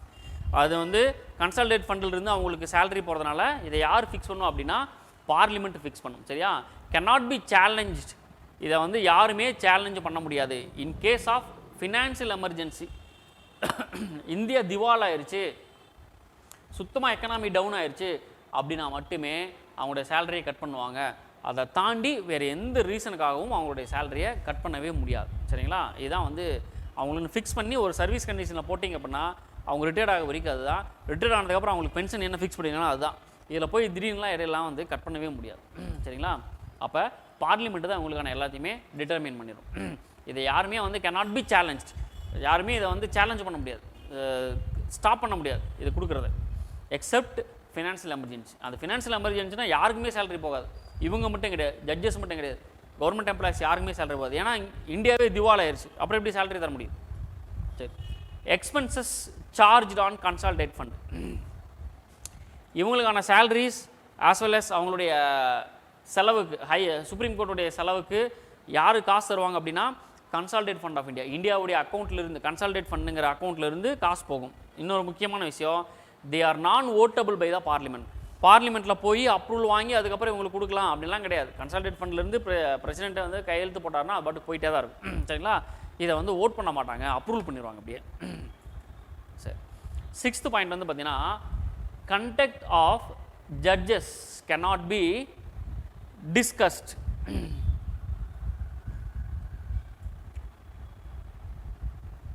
Conduct of judges அப்படின்னா ஜட்ஜ்மெண்ட். சரிங்களா? வேறு ஒன்றும் கிடையாது, அவங்களுடைய ஒப்பீனியன். இதில் பாருங்கள், constitution prohibits any discussion in parliament or in a state legislature. இந்தியாவுடைய அந்த பார்லிமெண்ட்லேயோ, சென்ட்ரல் கவர்மெண்ட்டுடைய பார்லிமெண்ட்லேயோ, இல்லை ஒரு ஸ்டேட்டுடைய லெஜிஸ்லேச்சர் அவங்களுடைய சட்டமன்றத்துலேயோ இவன் என்ன பண்ணக்கூடாது, conduct of judges of supreme court இவங்களுடைய கேசஸ், அதாவது இவங்களை பற்றின ஒரு ஒப்பீனியனை கொடுக்கக்கூடாது அப்படின்னு சொல்கிறாங்க. சரிங்களா? அதாவது ஒரு ஜட்ஜி வந்து ஒரு ஜட்ஜ்மெண்ட் கொடுக்குறாரு அப்படின்னா அவர் அந்த சட்டத்திற்கு உட்பட்டு, அந்த லாக்கு உட்பட்டு அவர் ஒரு ஜட்ஜ்மெண்ட்டை கொடுக்குறாரு. அதை நீங்கள் யாரும் கிரிட்டிசைஸ் பண்ணக்கூடாது. சரிங்களா? அதை வந்து நீங்கள் தப்பாக சித்தரிக்கக்கூடாது அப்படின்னு சொல்கிறாங்க. Except when an impeachment motion is under consideration of the parliament. Except அப்படின்னா ஒரு இடத்துல வந்து இதை தவிர்க்கிறாங்க. எப்போ அப்படின்னா, அந்த ஜட்ஜு மேலே ஒரு இம்பீச்மெண்ட் ப்ராசஸ் கொண்டு போகிறோம் இல்லையா, எங்கே வச்சு கொண்டு போவோம், பார்லிமெண்ட்டில் வச்சு கொண்டு போவோம். அவரை நிப்பாட்டி கேள்வி கேட்பாங்க. அவரை வந்து 3 பேர் மெம்பர் வந்து என்கொயரி பண்ணுவாங்க. அப்போ நீங்கள் கேள்வி கேட்கலாம், ஏன் இப்படி பண்ணீங்க, என்ன நடந்துச்சு அப்படின்னு கேள்வி கேட்கமே தவிர, மற்ற டைமில், அவர் இல்லாத டைமில் நீங்கள் அவருடைய டியூட்டிஸ், அவருடைய ஜட்ஜஸ் இதில் வந்து ஜட்ஜ்மெண்ட்டில் வந்து நீங்கள் எந்த விதமான கொஷினும் நீங்கள் கேட்கக்கூடாது அப்படின்னு சொல்கிறாங்க. சரிங்களா? பார்லிமெண்ட்லேயோ ஸ்டேட் லெஜிஸ்லேச்சர்லேயோ கான்ஸ்டியூஷனில் நீங்கள் ஜட்ஜஸுடைய கண்டக்டை வந்து எங்கேயும் கொஷின் பண்ணக்கூடாது. சரிங்களா? டிஸ்கஸ் பண்ணக்கூடாது. சரி, ban on practices after retirement. Retire ஆன ஜட்ஜஸ் கண்டிப்பாக, சுப்ரீம் கோர்ட் ஜட்ஜஸ் என்ன பண்ணக்கூடாது அப்படின்னா, நீங்கள் போய் வக்கீலாக எங்கேயுமே எந்த கோர்ட்லேயுமே பதிவு பண்ணி வக்கீலாக வாதாடக்கூடாது அப்படின்னு சொல்கிறாங்க. சரிங்களா? ஏன் அப்படின்னா, இந்தியாவுக்குள்ளே நீங்கள் ஒரு ஹை பொசிஷனில் இருந்துடுறீங்க, நீங்கள் ஒரு சுப்ரீம் கோர்ட் ஜட்ஜாக இருந்துடுறீங்க, அதுக்கப்புறமா உங்களை எல்லாருமே ரெஸ்பெக்ட் பண்ணுவாங்க. ஏன்னா மேக்ஸிமம் ஜட்ஜஸே வந்து மை லார்ட் அப்படின்னு சொல்லி தான் வந்து நீதி அரசர் லார்ட் அப்படின்னு சொல்லி பிரிட்டிஷ் பீரியட்லேருந்து சொல்லிட்டு வராங்க. ஸோ அவரு போய் வாதாடினார்னா அந்த ஜட்ஜு, அப்போ இருக்கிற ஜட்ஜு வந்து எப்படி ஜூனியராக தான் இருப்பான், அவங்களுக்கு என்ன ஆகுது, இவர் சொன்னால் சரியாக தான் இருக்குதுன்னு சொல்லி ஏதாவது ஒரு தப்பான ஒரு ஜட்ஜ்மெண்ட் வந்துடக்கூடாதுன்றதுக்காக இந்த பேன் ஆன் ப்ராக்டிஸை வந்து இது பண்ணுறாங்க. சரிங்களா? After retirement. சரி, நெக்ஸ்ட் வந்து power to punish for its contempt.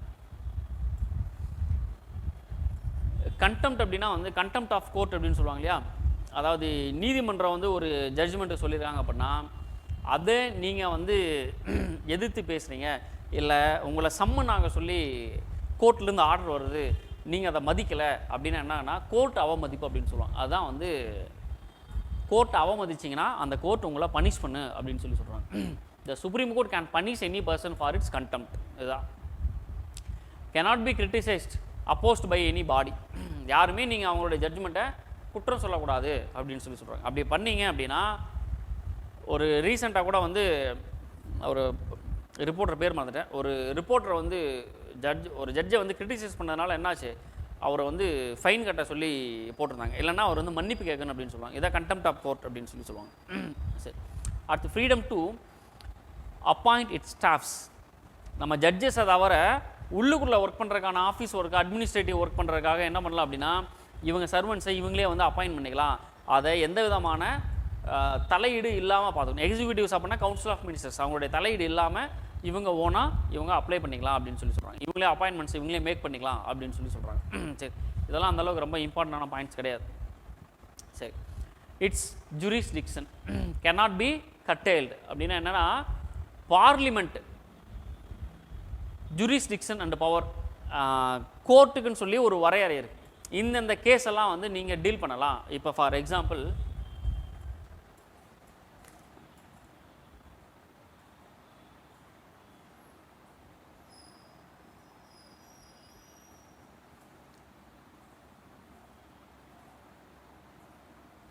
தமிழ்நாடுடைய ஹைகோர்ட்டுக்கு தமிழ்நாட்டுக்குள்ளே இருக்கிற கேஸ் அந்த பவுண்ட்ரிஸ் மட்டும்தான் விசாரிப்பாங்க. ஆந்திர பிரதேஷ் ஹைகோர்ட்டுக்கு இதோடைய ஜூரிஸ்டிக்ஷன், இதோடைய லிமிட் என்ன அப்படின்னா இந்த ஆந்திர பிரதேசங்கிற பவுண்ட்ரி, தமிழ்நாட்டுக்கு இந்த தமிழ்நாடுங்கிற பவுண்ட்ரி. இப்போ இந்தியா அப்படிங்கிறதுக்கு இந்தியா அப்படின்னு சொல்லி ஒரு பவுண்ட்ரி வச்சுருக்கோம். இப்போ இந்தியாவுக்கும் பாகிஸ்தான், இந்தியா சைனா, இல்லை இந்தியா ஸ்ரீலங்கா ரிலேஷன்ஸ், இதில் போய் சுப்ரீம் கோர்ட் ஏதாச்சும் ஒரு டெசிஷன் கொடுக்குமானா கொடுக்காது. ஏன்னா இந்த டெரிட்டரிக்கும் இந்த டெரிட்டரிக்கும் நிறைய டிஃப்ரென்ஸ் இருக்குது. இது இவங்க 2 பேர்த்துடைய ஒப்பீனியன் தான், இவங்க 2 பேர்த்துடைய மியூச்சுவல் அண்டர்ஸ்டாண்டிங்கில் தான் போட்டிருக்காங்க. இதை வந்து நம்ம கோர்ட்லேயோ இல்லை அவங்க கோர்ட்லேயோ கேஸாக கொண்டு போகுமானா கொண்டு போகக்கூடாது. சரிங்களா? The Constitution has guaranteed to the Supreme Court jurisdiction of various kinds. இதோடைய லிமிட்டேஷன்ஸை நிறையா க்ரைட்டீரியாஸ் கொடுத்து இது பண்ணியிருக்காங்க, பைண்ட் பண்ணியிருக்காங்க. சரிங்களா? The Parliament is not authorized to curtail the jurisdiction and power of the Supreme Court. Parliament இவங்க என்ன பண்ணலாம், தமிழ்நாட்டில் இந்தியா இருக்கு இல்லையா, இந்தியாவில் வந்து நீங்கள் வந்து நார்த் இந்தியா மட்டும்தான் நீங்கள் வந்து சுப்ரீம் கோர்ட்டில் கேஸ் வரணும், சவுத் இந்தியாலாம் வரக்கூடாது அப்படின்லாம் வந்து அந்த லிமிட்டேஷன்ஸ் இது பண்ணக்கூடாது. கம்ப்ளீட் ஆல் ஓவர் இந்தியா அப்படிங்கிறத பார்லிமெண்ட்டு எந்த விதமான தலையீடும் பண்ணக்கூடாது. யூனியன் டெரிட்டரியில் சென்ட்ரல் கவர்மெண்ட் கையில் இருக்குது, நீங்கள் அதுக்கெலாம் ஜட்ஜ்மெண்ட் கொடுக்காதீங்க, நாங்களே பார்த்துக்குறோம் அப்படின்லாம் எந்த ஒப்பீனியனும் கொடுக்கக்கூடாது. சரிங்களா? Last point, separation of executive. இது ஆர்டிகல் 50ல் மென்ஷன் பண்ணியிருப்பாங்க. The union is separated by judiciary அப்படின்னு சொல்லுவாங்க. அதாவது பார்லிமெண்ட்டும் ஜுடிஷியரும் தனித்தனி. பார்லிமெண்ட்டோட விஷயத்தில் ஜுடிஷியரியும், ஜுடிஷியரோட விஷயத்தில் பார்லிமெண்ட்டும் தலையிடக்கூடாதுன்னு சொல்லுவாங்க. The constitution directs the state to take steps separate the judiciary from the executive. Executive அப்படின்னா council of ministers headed by prime minister in the public services. சரிங்களா? அதை கவர்மெண்ட்டு போடுற ஒரு சட்டத்தை ஜுடிஷியல் ரிவ்யூக்கு நீங்கள் கோர்ட்டுக்கு வரலாம், ஆனால் கோர்ட்டு கொடுக்குற ஒரு டைரக்ஷனை நீங்கள் பார்லிமெண்ட்டில் வச்சு ஸ்டாப் பண்ணக்கூடாது. இதுதான் வந்து செப்பரேஷன் ஃப்ரம் எக்ஸிக்யூட்டிவ். பார்லிமெண்ட் அங்கே நடக்கிற விஷயத்துலேருந்து நாங்கள் தள்ளி இருக்கோம், இவங்க தள்ளி இருக்காங்க. சரிங்களா? இப்போது பிரைம் மினிஸ்டர் உடைய அப்பாயின்மெண்ட்ஸ் இல்லை வந்து பிரசிடெண்ட்டுடைய அப்பாயின்மெண்ட்ஸ் அதெல்லாம் கோர்ட்டு தலையிடக்கூடாது. அதே மாதிரி கோர்ட்டுடைய ஜட்ஜ்மெண்ட்ஸில் பார்லிமெண்ட் தலையிடாது. நீங்கள் எப்படி ஜட்ஜ்மெண்ட் கொடுத்தீங்க அப்படின்லாம் இவங்க கேட்கக்கூடாது. இதுதான் அந்த பாயிண்ட்டுக்கான இது ஒரு முக்கியமான point. It is mention in article 50. Article 50ல் மென்ஷன் பண்ணிடுறாங்க.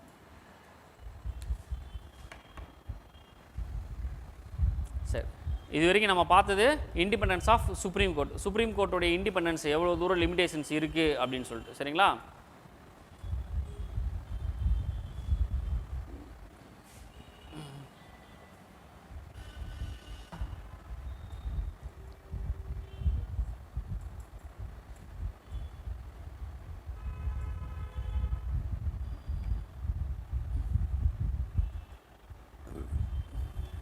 ஒரு ஆஃப் வந்து நம்ம பார்த்து முடிச்சிருக்கோம். நெக்ஸ்ட் வந்து jurisdiction and power of supreme court.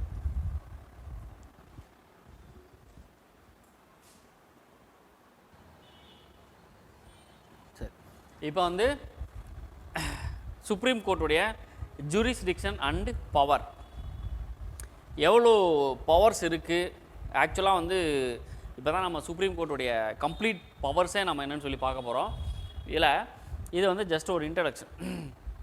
இதில் பாருங்கள், கான்ஸ்டியூஷனில் இந்த ஜுடிஷியரிக்கு எக்ஸ்டென்சிவ் ஜுடிஷியரி பவர் கொடுத்துருக்கோம் அப்படின்னு சொல்லி சொல்லுவாங்க.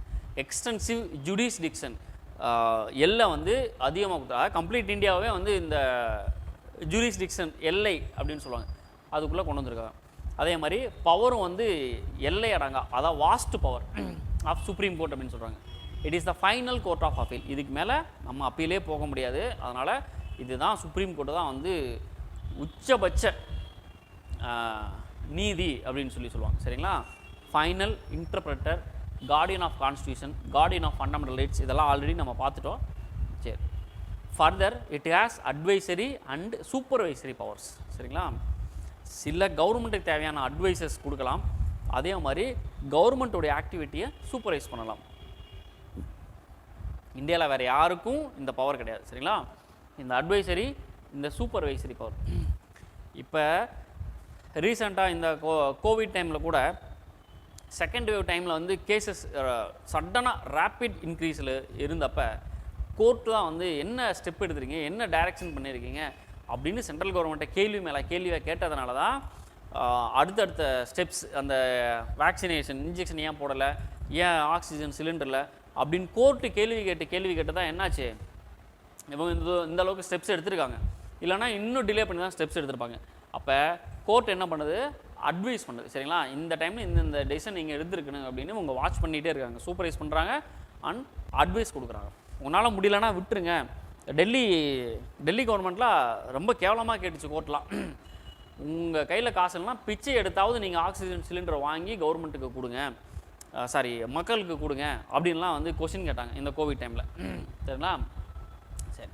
அடுத்து இந்த ஆல்ரெடி கிருஷ்ணசுவாமி ஐயர் அப்படின்னு சொல்லி நம்ம டிராஃப்டிங் கமிட்டியோட மெம்பர் ஆல்ரெடி கிருஷ்ணசுவாமி ஐயர், இவர் என்ன சொல்கிறாருன்னா, the supreme court of India has more power than any other Supreme Court in any part of the world. உலகத்திலேயே ஒரு கண்ட்ரிக்கும் ஒரு கோர்ட் எப்படி இருந்தாலும் இருக்கும்.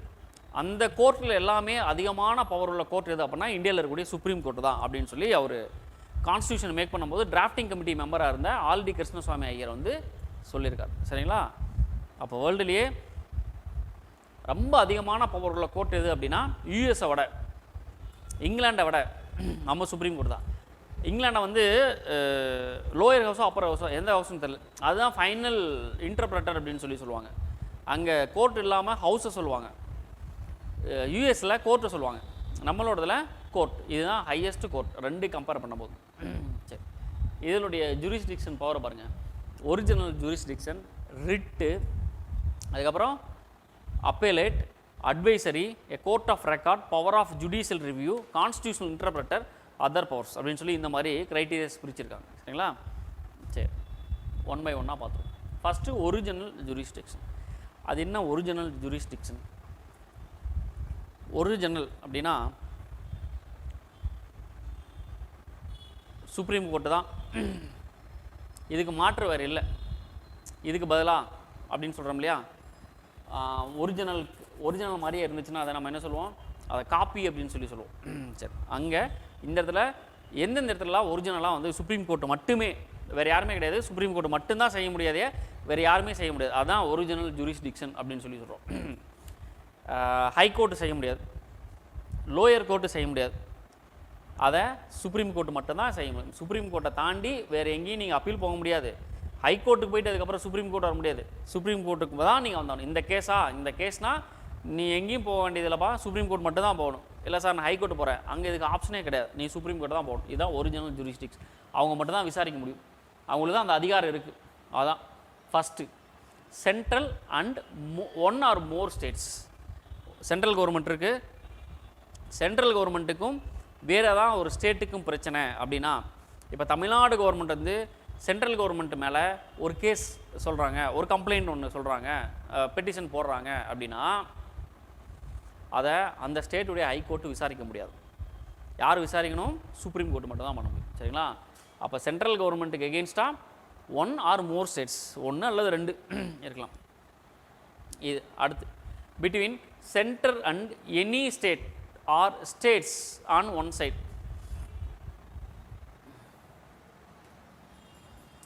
Central government or central government and state against any state.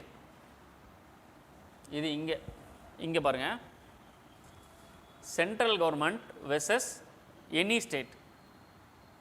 ஒன்றா இருக்கலாம், இல்லை 2-3 ஸ்டேட்ஸாக இருக்கலாம். இந்த இடத்துல central government versus states or central government and ஏதாவது ஒரு ஸ்டேட்டோட சேர்ந்து வெர்சஸ் ஏதாவது ஒரு ஸ்டேட் கேஸ் போடுறோம். அடுத்து between 2 or more states, state versus state. Tamil Nadu Karnataka அடிக்கடி சண்டை போட்டுக்குவாங்க தண்ணிக்கு, இல்லை தமிழ்நாடு எகென்ஸ்ட் கேரளா கர்நாடகா. 2 ஸ்டேட்டுக்குள்ளே சண்டை வந்தாலும் சுப்ரீம் கோர்ட் தான் போகணும். 2 ஸ்டேட்டு ஒரு ஸ்டேட்டோட சண்டை போட்டாலும் சுப்ரீம் கோர்ட் தான் போகணும். ஒரு 10 ஸ்டேட்டு சென்ட்ரல் கவர்மெண்ட்டுக்கு எகெயின்ஸ்டாக சண்டை போட்டாலும் சுப்ரீம் கோர்ட் தான் போகணும். சரிங்களா, அப்போ இந்தியாவுக்குள்ளே ஸ்டேட்ஸ்குள்ளே ஏதாவது ஒரு சண்டை, இல்லை சென்ட்ரல் கவர்மெண்ட்டுக்கு எகெயின்ஸ்டாக ஒரு சண்டை அப்படின்னா நீங்கள் சுப்ரீம் கோர்ட் தான். இந்த above federal disputes the supreme court has exclusive original jurisdiction அப்படின்னு சொல்கிறாங்க. சரிங்களா, எக்ஸ்க்ளூசிவ்னா என்ன அப்படின்னா no other court can decide. சரிங்களா, வேறு எந்த சுப்ரீம் கோர்ட்டை தவிர வேறு யாருமே நீங்கள் வந்து இந்த கேஸை எடுக்க மாட்டாங்க அப்படின்னு சொல்லி சொல்கிறாங்க. அதே மாதிரி அப்பீல் மூலியமாகவும் நீங்கள் போகக்கூடாது. அப்பீல் மூலியமாக அப்படின்னா என்னென்னா, ஹைகோர்ட்டில் ஒரு கேஸ் நடந்து அதுக்கப்புறம் நீங்கள் சுப்ரீம் கோர்ட்டே போக முடியாது. ஃபைனலாக அவங்க தான். அதே மாதிரி இந்த கோர்ட்டில் கொடுக்குற ஜட்ஜ்மெண்ட்டை எதிர்த்து நீங்கள் வேறு எங்கேயுமே போக முடியாது. கீழே இறங்கவே முடியாது. ஹைகோர்ட்டுக்கு வந்து கேட்க முடியாது. சுப்ரீம் கோர்ட்டில் நடந்தால் சுப்ரீம் கோர்ட்டு தான் பவர். சரிங்களா? The power to hear such disputes in the first instance அப்படின்னு சொல்கிறாங்க. ஃபஸ்ட் இன்ஸ்டன்ஸ் அப்படின்னா டேரெக்டாக சுப்ரீம் கோர்ட்டில் தான் போய் கேஸே போடுறீங்க. அதுதான் ஃபஸ்ட் இன்ஸ்டன்ஸ். ஹைகோர்ட்டில் போட்டுட்டு அந்த ஹைகோர்ட்டில் வந்து கேஸு நிற்கலை, அதனால் நான் மேல்முறையீடு பண்ணுறேன், சுப்ரீம் கோர்ட்டு போகிறேன், அந்த வாய்ப்பே கிடையாது. ஒரே ஒரு இதுதான், என்னது, ஃபஸ்ட்டு இன்ஸ்டன்ஸ். டைரெக்டாக சுப்ரீம் கோர்ட்டு தான் போகிறீங்க கேஸ் போடுறதுக்கு. ஏன்னா ஹைகோர்ட்டு போனீங்கன்னா அவன் என்ன சொல்லிடுவான், எங்களுக்கு இவங்களை விசாரிக்கிறதுக்கு அதிகாரம் கிடையாது, ஏன்னா இது எங்கள் லிமிட்டில் இல்லை, எங்களுடைய லிமிட்டை தாண்டினது. யாருக்கு தாண்டினது? சுப்ரீம் கோர்ட்டுடைய லிமிட்டில் இருக்கிறத நாங்கள் தலையிட முடியாதுன்னு சொல்லிட்டு போயிடுவாங்க. ஸோ அப்போ ஒரிஜினல் ஜூரிஸ்டிக்ஷன்னா என்னென்னு புரிஞ்சிருக்குன்னு நினைக்கிறேன். சரிங்களா? சரி, இப்போ இந்த ஸ்டேட்ஸை வச்சு நம்ம பார்த்துட்டோம். சரிங்களா? ஒரிஜினல் ஜூரிஸ்டிக்ஷனை ஸ்டேட்ஸை வச்சு நம்ம பார்த்துட்டோம். இது போக, இந்த பாயிண்ட் போக, this jurisdiction of the Supreme Court does not extended to the followings. சிலதுக்கு செல்லாது. சரிங்களா? எல்லா இடத்துலையுமே சுப்ரீம் கோர்ட்டை பெருசாகவே நம்ம இது பண்ணிருக்கோம் இல்லையா? அப்போ சில விஷயங்களை சுப்ரீம் கோர்ட்டுக்கே போக முடியாது. நம்ம சுப்ரீம் கோர்ட்டு விசாரிக்கிறதுக்கு அதிகாரமும் இல்லை. அது என்னப்பா ஆச்சரியமாக இருக்குது, சுப்ரீம் கோர்ட்டு தான் இருக்குல்லையே highest appeal of the court, இருக்குல்லையே அதுதான் பெருசு, இதுதான் லிமிடேஷன்ஸ் அதிகம் அப்படின்னு சொல்லிட்டு கடைசியில் இங்கே ஒரு 7 பாயிண்ட் இருக்குது. இந்த 7 பாயிண்ட்டை, இந்த 7 மேட்டர்ஸை வந்து என்ன பண்ணக்கூடாது, சுப்ரீம் கோர்ட்டு விசாரிக்கக்கூடாது அப்படின்னு சொல்லி சொல்கிறாங்க. சரி, அப்படி என்ன அப்படின்னா, a dispute arising out of any pre constitution treaty அப்படின்னு சொல்கிறாங்க. எனி ப்ரீ கான்ஸ்டியூஷன் ட்ரீட்டி அப்படின்னா 1950 நமக்கான கான்ஸ்டியூஷனை ஃப்ரேம் பண்ணாங்க. இந்த 1950க்கு முன்னாடி ஒரு 1920லையோ இல்லை 1930லேருந்து ஏதாவது ஒரு அக்ரிமெண்ட், ஏதாவது ஒரு டைஅப் நடந்திருக்கு. யாராவது கிட்ட வந்து ஒரு அக்ரிமெண்ட் நம்ம பண்ணியிருக்கோம். சரிங்களா? இந்தியா வந்து யாரோட அக்ரிமெண்ட் பண்ணியிருக்கு, அது எது வரைக்கும் 2050 வரைக்கும் இருக்குதுன்னு வச்சுக்கோங்களேன். அந்த விஷயத்தில் இந்த கோர்ட்டு வந்து தலையிடக்கூடாது. உங்களுக்கு அக்ரிமெண்ட்டு, என்கேஜ்மெண்ட்டு இதெல்லாம் என்னென்னு புரியும். இந்த செனாட் அப்படின்னா என்னென்னா, இது என்ன சொல்லுவாங்கன்னா, நான் அந்த காலத்தில் வந்து பட்டயத்தில் எழுதி கொடுப்பாங்க இல்லையா, ஓலைச்சுவடியோ இல்லை வேறு ஏதாவது வந்து நம்ம எப்படி ஃபினான்ஸில் போய் லோன் வாங்குற மாதிரி இருந்துச்சுன்னா பாண்டு பேப்பரில் கையெழுத்து போட்டு வாங்குவோம் இல்லையா, அந்த மாதிரி அவங்க 2 பேர்த்துக்கும் தனிப்பட்ட ஒரு சில செட் ஆஃப் ரூல்ஸ் அண்ட் ரெகுலேஷன்ஸ்குள்ளே அவங்க பைண்ட் ஆகிருப்பாங்க. அதை வந்து நீங்கள் சுப்ரீம் கோர்ட்டுக்கு போக முடியாது. சரிங்களா? ப்ரீ கான்ஸ்டியூஷன் ட்ரீட்டி அப்படின்னா 1950க்கு முன்னாடி நடந்த ஏதாவது ஒரு அக்ரிமெண்ட்ஸ், எனி அக்ரிமெண்ட்டாக இருக்கலாம். இந்தியா மியான்மரோட வச்சுருக்கலாம், இல்லை வேறு ஏதாவது ஒரு ஸ்டேட் இன்னொரு ஸ்டேட்டோட வச்சுருக்கலாம். Any kind of agreements. சரிங்களா? சரி, next. A dispute arising out of any treaty agreement which specifically provided that the set jurisdiction and does not extend to such disputes. அதாவது ஒரு மியூச்சுவல் அண்டர்ஸ்டாண்டிங்கில் போட்டப்பட்ட ட்ரீட்டிஸ் அண்ட் அக்ரிமெண்ட்ஸ், இந்தியா ஸ்ரீலங்காவாக இருக்கலாம், மேலே சொன்னது தான் அது வந்து ப்ரீ கான்ஸ்டியூஷனில் போகுது 1950க்கு மேலே. இது என்ன ஆகுதுன்னா, dispute arising treaty and agreement அப்படின்னா நம்ம ஏதாவது ஒரு 2 கண்ட்ரிக்குள்ளே கூட போட்டிருக்கலாம், 2 ரீஜனுக்குள்ளே கூட போட்டிருக்கலாம். அதெல்லாம் வந்து இந்த சுப்ரீம் கோர்ட்டுக்குள்ளே நம்ம கொண்டு வர முடியாது அப்படின்னு சொல்லி சொல்கிறாங்க. சரிங்களா? இந்த பாயிண்ட் புரியும்னு நினைக்கிறேன். எனி ட்ரீட்டி அண்ட் அக்ரிமெண்ட்னா, இப்போ யூஎன்ல இருந்து ஒரு ட்ரீட்டி ஒன்று போடுறாங்க, ஏதாவது செக்யூரிட்டி கவுன்சில் இல்லை வந்து வேறு கண்ட்ரி ரிலேட்டடாக இந்தியா வந்து ஏதாவது ஒரு ஒப்பீனியன் தெரிவிக்குது. இப்போ இந்தியா மியான்மர் இஷ்யூவில் வந்து பார்த்திங்கன்னா அந்த ரோஹிங்யா இல்லை வந்து சைனாவோட இஷ்யூ எடுத்துட்டிங்கன்னா, சாரி ஸ்ரீலங்கா எடுத்துட்டிங்கன்னா, ஸ்ரீலங்காவில் நம்ம வந்து போர்ட்டு கட்டுறோம், சைனாவும் அங்கே வந்து இன்வெஸ்ட்மெண்ட் பண்ணுறான், நம்மகிட்ட அக்ரிமெண்ட் பண்ணிவிட்டு பாதியில் அந்த ப்ராஜெக்டை வேண்டாம் அப்படின்னு சொல்லி ஸ்ரீலங்கா சொல்கிறான்னா, அந்த அக்ரிமெண்ட்டில் நம்ம போய் தலையிட முடியுமானா தலையிடவே முடியாது. சரிங்களா? ஏன்னா அந்த டைமில் இந்தியா ஸ்ரீலங்காவில் போட்ட அந்த அக்ரிமெண்ட் ட்ரீட்டி என்னவோ அதுபடி தான் நம்ம போய்க்கணுமே தவிர இந்த கோர்ட்டுக்கு அப்பீலுக்கு வர முடியாது. சரி, இன்டர் ஸ்டேட் வாட்டர் டிஸ்பியூட்ஸ், நதிநீர் இந்த பங்கீடு இருக்கு இல்லையா, இந்த இன்டர் ஸ்டேட் வாட்டர் டிஸ்பியூட்லாம் வந்து தனியாக ஆணையம் அவங்க தான் பண்ணுவாங்களே தவிர சுப்ரீம் கோர்ட் தலையிட முடியாது. அப்புறம் matters of refuse to finance commission ரிலேட்டடும் சுப்ரீம் கோர்ட்டுக்கு வராது. Adjustment of certain expenses pension related or state central பென்ஷனில் அதுக்கு சம்மந்தமாக சுப்ரீம் கோர்ட்டில் கேஸ் வர முடியாது. Ordinary dispute of commercial nature அப்படின்னு சொல்லி சில செட் ஆஃப் கைட்லைன்ஸ் வச்சுருக்காங்க. அந்த ஆர்டினரி டிஸ்பியூட் கமர்ஷியல் நேச்சருக்காகவும் நம்ம சுப்ரீம் கோர்ட் போக முடியாது. அடுத்து recovery of damages by state against centre. State government வந்து அவங்களுக்கு ஏற்பட்ட இழப்புக்காக நீங்கள் சுப்ரீம் கோர்ட்டில் போய் கேஸ் எல்லாம் ஃபைல் பண்ணி வாங்க முடியாது. அவங்கள முடிஞ்ச வரைக்கும் அவங்ககிட்ட தான் கேட்டு தான் வாங்க முடியும். சரிங்களா?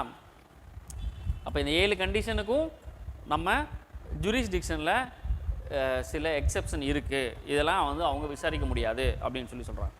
சரி, நெக்ஸ்ட் வந்து ரிட். இந்த ரிட்டு வந்து ஆல்ரெடி ஆர்டிக்கல் 32 நம்ம படிச்சிருப்போம், ஃபண்டமெண்டல் ரைட்ஸில் படிச்சிருப்போம். ஒரு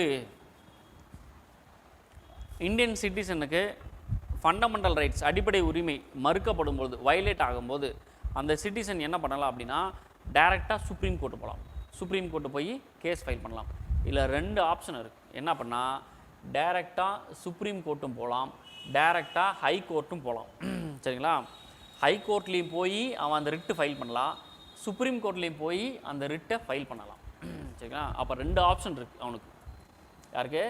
யாருக்கு ஃபண்டமெண்டல் ரைட்ஸ் வயலேட் ஆகிருக்கோ அவங்களுக்கு. இந்த ரிட்டு வந்து பார்த்திங்கன்னா ஹெபேஸ் கார்பஸ், மேண்டமஸ், ப்ரொஹிபிஷன், கோ வாரண்டோ, செட்ரியோரை அப்படின்னு சொல்லி பிரிச்சிருப்பாங்க. இதுபடி தான் நீங்கள் வந்து ரிட்டே ஃபைல் பண்ண முடியும். சரிங்களா? சரி. Supreme court has original jurisdiction in the sense that aggrieved, அதாவது எந்த சிட்டிசனுக்கு வந்து பாதிக்கப்படுறானோ அவன் டேட்டா சுப்ரீம் கோர்ட் போகலாம் அப்படின்னு சொல்கிறாங்க. சரிங்களா?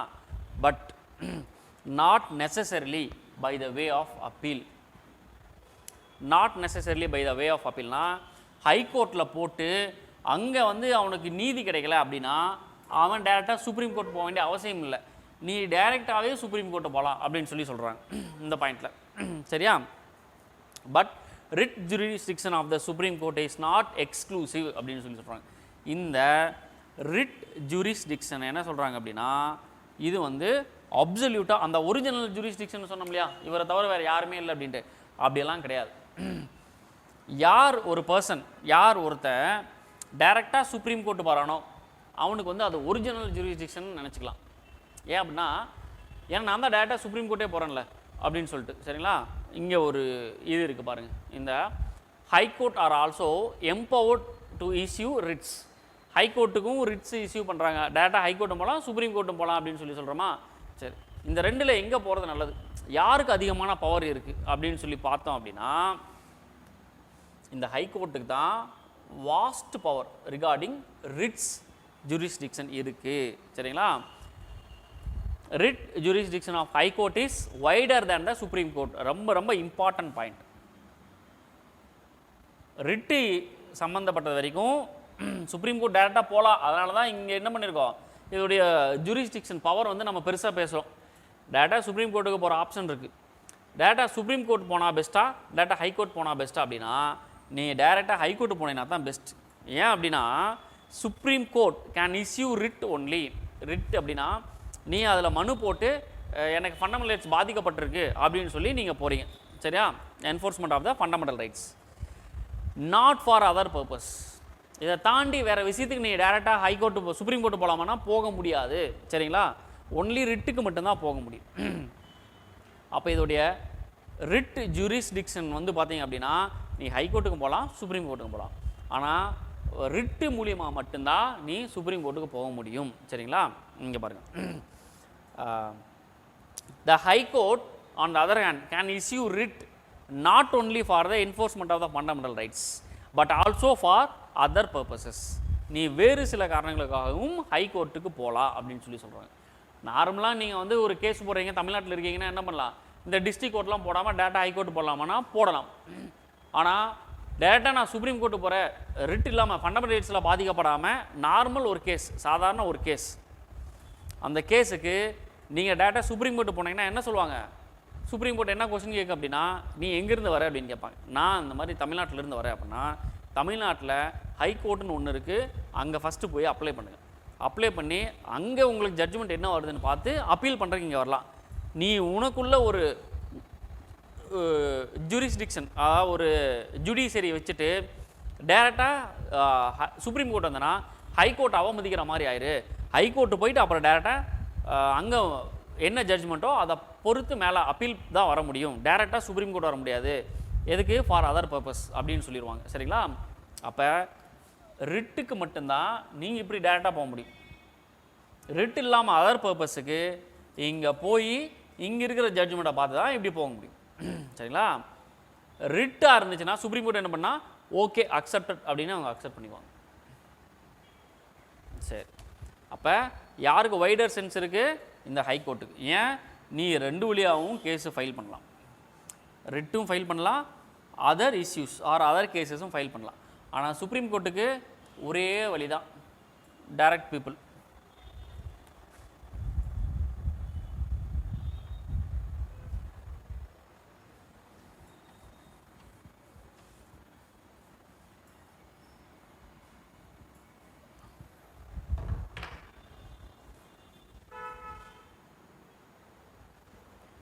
நெக்ஸ்ட் தேர்டு வந்து பார்த்திங்க அப்படின்னா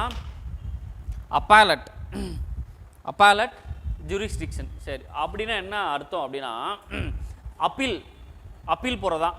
அதாவது உங்களுக்கு ஹைகோர்ட்டில் வந்து ஒரு ஜட்ஜ்மெண்ட் வந்து கொடுத்துட்றாங்க, ஃபைனலாக வந்து ஒரு ஜட்ஜ்மெண்ட் கொடுத்துட்றாங்க. சரியா? இதை எடுத்துகிட்டு நீங்கள் என்ன பண்ணுறீங்க? இதை தூக்கிட்டு நம்ம போயிட்டு என்ன பண்ணுறோன்னா சுப்ரீம் கோர்ட்டு போகிறோம். அப்பீல் இங்கே கொடுத்த ஒரு ரிசல்ட்டை சேஞ்ச் பண்ணுறதுக்காக, டு சேஞ்ச், இதை மாற்றுறதுக்காக என்ன பண்ணுறோம்? சுப்ரீம் கோர்ட்டு போகிறோம். அப்போ அது பேர் என்ன சொல்லுவாங்கன்னா அப்பீல் அப்படின்னு சொல்லுவாங்க. Appeal and hears appeal against the judgment. சரிங்களா? அப்போ primarily a court of appeal and hears appeals against the judgment. ஹைகோர்ட்டில் இருக்கிறோம், ஒரு ஜட்ஜ்மெண்ட்டு தராங்க, இதை தூக்கிட்டு நீங்கள் என்ன பண்ணுறீங்க? சுப்ரீம் கோர்ட்டு போகிறீங்க. எதுக்கு? இங்கே கொடுத்துருக்கிற ஜட்ஜ்மெண்ட்டை சேஞ்ச் பண்ணுறதுக்காக போகிறோம். அப்போ ஆல்ரெடி கொடுத்துருக்கிற ஒரு ஜட்ஜ்மெண்ட்டை அந்த ஜட்ஜ்மெண்ட்டை உடச்சி அதை சேஞ்ச் பண்ணுற அதிகாரம் இருக்கா அப்படின்னா அது சுப்ரீம் கோர்ட்டு தான் இருக்குது அப்படின்னு சொல்கிறாங்க. சரிங்களா?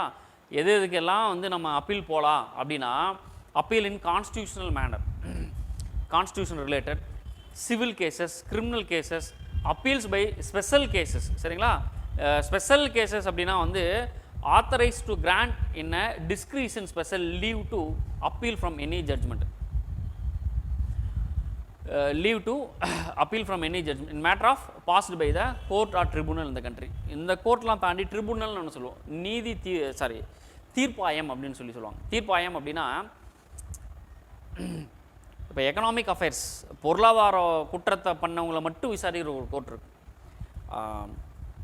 ஃபாரஸ்ட் ரிலேட்டட் ஆக்ட்ஸ் அவங்க என்ன பண்ணுவாங்க அப்படின்னா ஃபாரஸ்ட் ட்ரிபுனல் அப்படின்னா ஃபாரஸ்ட்டுக்குள்ளே ஏதாவது ஒரு குற்றம் நடக்குது, மரம் வெட்டுறாங்க, இல்லை மரத்து மேலே போய் நீங்கள் மோதிடுறீங்க, டேமேஜ் பண்ணுறீங்க, ஃபாரஸ்ட் அழிக்கிறீங்க, சடனாக அவங்க கோர்ட்டில் வச்சு தீர்ப்பு போட்டு அனுப்பிச்சிடுவாங்க. சரிங்களா? அப்போ அதை ட்ரிபுனல்ஸ்னு சொல்லுவாங்க. Or any court, lower court, high court. இங்கே இருந்து என்ன பண்ணுறோம்? அப்பீல் பை ஸ்பெஷல் லீவ், தடை கோருவோம் இல்லையா, இதிலிருந்து விலக்கு கோருவோம் அப்படின்னு சொல்லுவாங்க. விலக்கு, அதை இவ்வளோ தூரம் நம்ம போவே தேவையில்லை. இந்த இது மேட்டர் என்ன பண்ணால் லோயர் கோர்ட்டில் இருக்கிற ஜட்ஜ்மெண்ட்டை உடைக்கிறதுக்கு அதை ரிவர்ஸ் பண்ணுறதுக்கு என்ன பண்ணுறோம்? நம்ம வந்து ஹை கோர்ட்டுக்கு போகிறோம் அப்படின்னு சொல்லி வச்சு, இதெல்லாம் நம்ம வக்கீல் மாதிரி அவ்வளோ டீட்டெயிலெல்லாம் இவ்வளோ தூரம் படிக்கவே தேவையில்லை. சரிங்களா?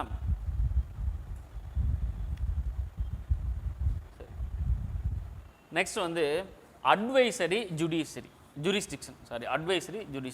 அப்போ கோர்ட் வந்து யாருக்கெல்லாம் அட்வைஸ் பண்ணும், எவ்வளோ தூரம் லிமிட் இருக்குது இவங்க அட்வைஸ் பண்ணுற அளவுக்கு அப்படின்னு பார்த்தா ஆல்ரெடி பார்த்துட்டோம். ஆர்டிகல் 143.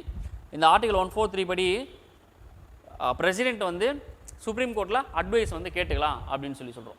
சரிங்களா? இதில் பாருங்கள், on any question on law or fact of public importance which has arise on which is likely to arise. அதாவது பிரசிடெண்ட்டுக்கு இந்த பொது இந்தியாவை பற்றின ஒரு அட்வைஸ் அவர் கேட்குறாரு, லா பாயிண்டில் கேட்குறாரு அப்படின்னா சுப்ரீம் கோர்ட்டு கொடுக்கலாம். அதுக்கான ஆர்டிகிள் 143 இருக்குது. சரி, on any dispute arising out of pre constitutional treaties. சரிங்களா? இது வந்து என்ன அப்படின்னா இந்த ப்ரீ கான்ஸ்டியூஷனல் ட்ரீட்டிஸ்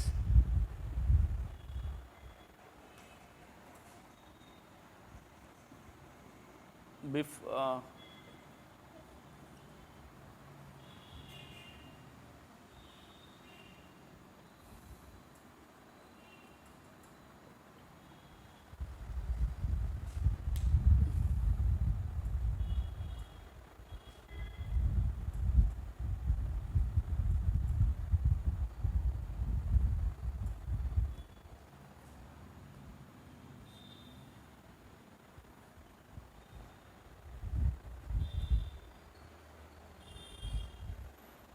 ஆர்டிகல் 143 படி நமக்கு வந்து ரொம்ப சிம்பிளாக பிரசிடெண்ட்டுக்கு லீகல் ஒப்பீனியன் வேணும் அப்படின்னா அதை சுப்ரீம் கோர்ட் கொடுக்கலாம். சரிங்களா? சரி, சுப்ரீம் கோர்ட்டு எது எது ரிலேட்டடாக கொடுக்கலாம் அப்படின்னா on any question law or fact of public importance, இந்த பொதுமக்களுக்கு சம்மந்தமான ஒரு பொதுவான ஒரு கைட்லைன்ஸ் கொடுக்கலாம். Plus on any dispute arising out of any pre constitutional treaties, அதாவது கான்ஸ்டியூஷன் உருவாக்கப்பட்ட இந்த 1950s அப்புறமும் அதுக்கு முன்னாடியும் நடந்த ட்ரீட்டிஸ் ரிலேட்டடாக இருந்தாலும் அவங்க ஒரு ஒப்பீனியன் கொடுக்கலாம்.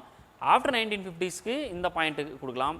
இந்த பாயிண்ட்டை பொறுத்த வரைக்கும் ப்ரீ கான்ஸ்டியூஷன் ட்ரீட்டினா ஆஃப்டர் பிஃபோர் 1950s பிரிட்டிஷ் பீரியடில் அப்போ ஏதாச்சும் ஒரு டிஸ்பியூட்ஸ் ஏதாவது ட்ரீட்டிஸு ஒரு அக்ரிமெண்ட் இருக்குது. ஒரு கோயில் கல்வெட்டில் வந்து 1930 சொத்து எழுதி வச்சுருக்காங்க, 1800 எங்காவது சொத்து எழுதி வச்சுருக்காங்க, அது சம்மந்தமான டீட்டெயில்ஸு சில இன்ஸ்ட்ரக்ஷன்ஸ் இது எல்லாமே அவர் கேட்டுக்கலாம்.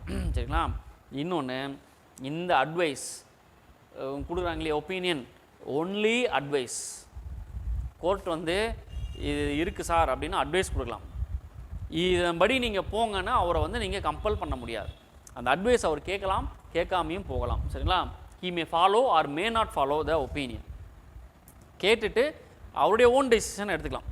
சரி, அப்போ அட்வைஸ் பண்ணுற அதிகாரம் இருக்குது யாருக்கு? பிரசிடெண்ட்டுக்கு அட்வைஸ் பண்ணுற அதிகாரம் சுப்ரீம் கோர்ட்டுக்கு இருக்குது. சரி, a court of record of supreme court, இது ஒரு முக்கியமான ஒரு பாயிண்ட். என்னன்னா, இந்த ஜட்ஜ்மெண்ட்ஸ் இருக்கு இல்லையா, சுப்ரீம் கோர்ட்டில் வந்து ஒரு கேஸுக்கு ஜட்ஜ்மெண்ட்டு கொடுக்குறாங்க அப்படின்னு சொல்லி வச்சுக்கோங்க. அந்த ஜட்ஜ்மெண்ட்டை என்ன ஆகும் அப்படின்னா அதை வந்து அப்படியே ரெக்கார்டாக ஃபைல் பண்ணிகிட்டே வருவாங்க. அதை வந்து ரெக்கார்ட் அப்படின்னா மீன்ஸ் என்னன்னா, வேறு ஏதாவது ஒரு கோர்ட் ஒரு கேஸ் இருக்குது பார்த்தீங்களா, ஹைகோர்ட்டில் சிமிலர் கேஸ் அதே மாதிரி ஒரு கேஸ் இருக்குது அப்படின்னா அந்த கேஸ் உங்களுக்கு எக்ஸாம்பிளோடவே சொல்லிடுறேன்.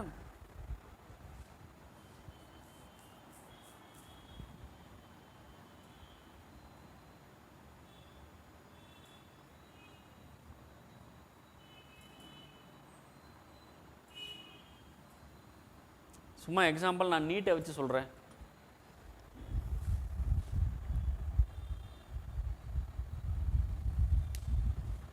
நீட் எக்ஸாம் வந்து இந்தியாவில் எல்லா ஸ்டேட்லேயுமே வந்து நடத்தணும் அப்படின்னு சொல்லி சொல்கிறாங்க. இப்போ தமிழ்நாடு என்ன பண்ணுது, சுப்ரீம் கோர்ட்டில் ஒரு கேஸ் ஒன்று ஃபைல் பண்ணுறாங்க. ஃபைல் பண்ணி என்ன பண்ணுறாங்க அப்படின்னா, சுப்ரீம் கோர்ட்டில் ஒரு ஜட்ஜ்மெண்ட் வாங்கிடுறாங்க தமிழ்நாடு. சரி, நீங்கள் விருப்பப்பட்டால் நடத்துங்க, இல்லைனா நீங்கள் வந்து நடத்த தேவையில்லை, ஏன்னா உங்களை எவ்வளோ பேர் பாதிக்கப்பட்டிருக்காங்க அப்படின்னு நீங்கள் சொல்கிறீங்கன்னு சொல்லி நீட்லேருந்து எக்ஸெப்ஷன் கொடுத்துறாங்க. தமிழ்நாடு எக்ஸெப்ஷன் கொடுத்துறாங்க.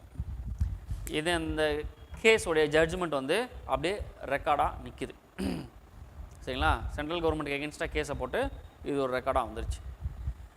சிமிலர் இதே மாதிரி ஏதாவது ஒரு எக்ஸாம் நீட்டு மாதிரியே வேறு ஏதாவது ஒரு 10 வருஷம் ஒரு 20 வருஷம் ஒரு 30 வருஷம் கழிச்சு ஏதாவது ஒரு எக்ஸாம் வருதுன்னு வச்சுங்களேன், புதுசாக சென்ட்ரல் கவர்மெண்ட் இன்ட்ரடியூஸ் பண்ணுறாங்க.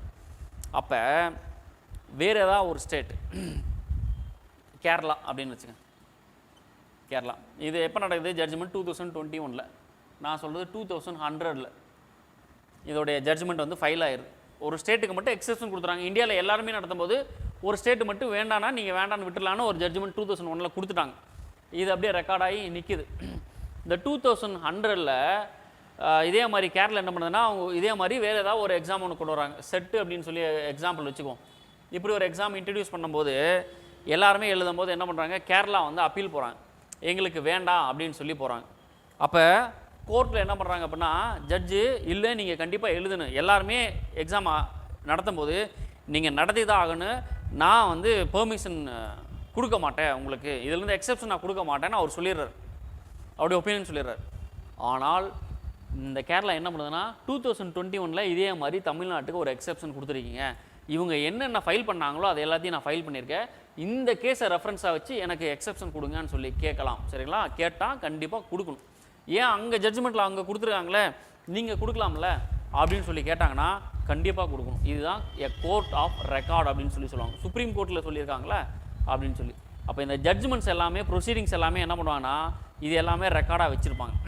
இந்த ரெக்கார்டாக வச்சுருக்கிறத வேறு யாருமே கொஸ்டின் பண்ண முடியாது. ஒன்ஸ் ஒரு ஜட்ஜ்மெண்ட் அவங்க கொடுத்துட்டாங்க அப்படின்னா இதை எந்த கோர்ட்டுமே வந்து எகெயின்ஸ்டாக கொடுக்கக்கூடாது. அதை என்ன சொல்லிடுறாங்களோ அதே பேஸ் பண்ணி அடுத்த கேஸ் இருக்குன்னா ஓகே அதுக்கும் அதே இதுதான் கொடுக்கணும். சரிங்களா? They are recognised as a legal reference அப்படின்னு சொல்லி சொல்லுவாங்க. இதை சாட்சியாக இதுதான் ஆல்ரெடி இருக்குல்ல இதை வந்து நீங்கள் வச்சு கொடுங்க அப்படின்னு அதை உடைக்கிறதுக்கு ரொம்ப கஷ்டப்படணும்.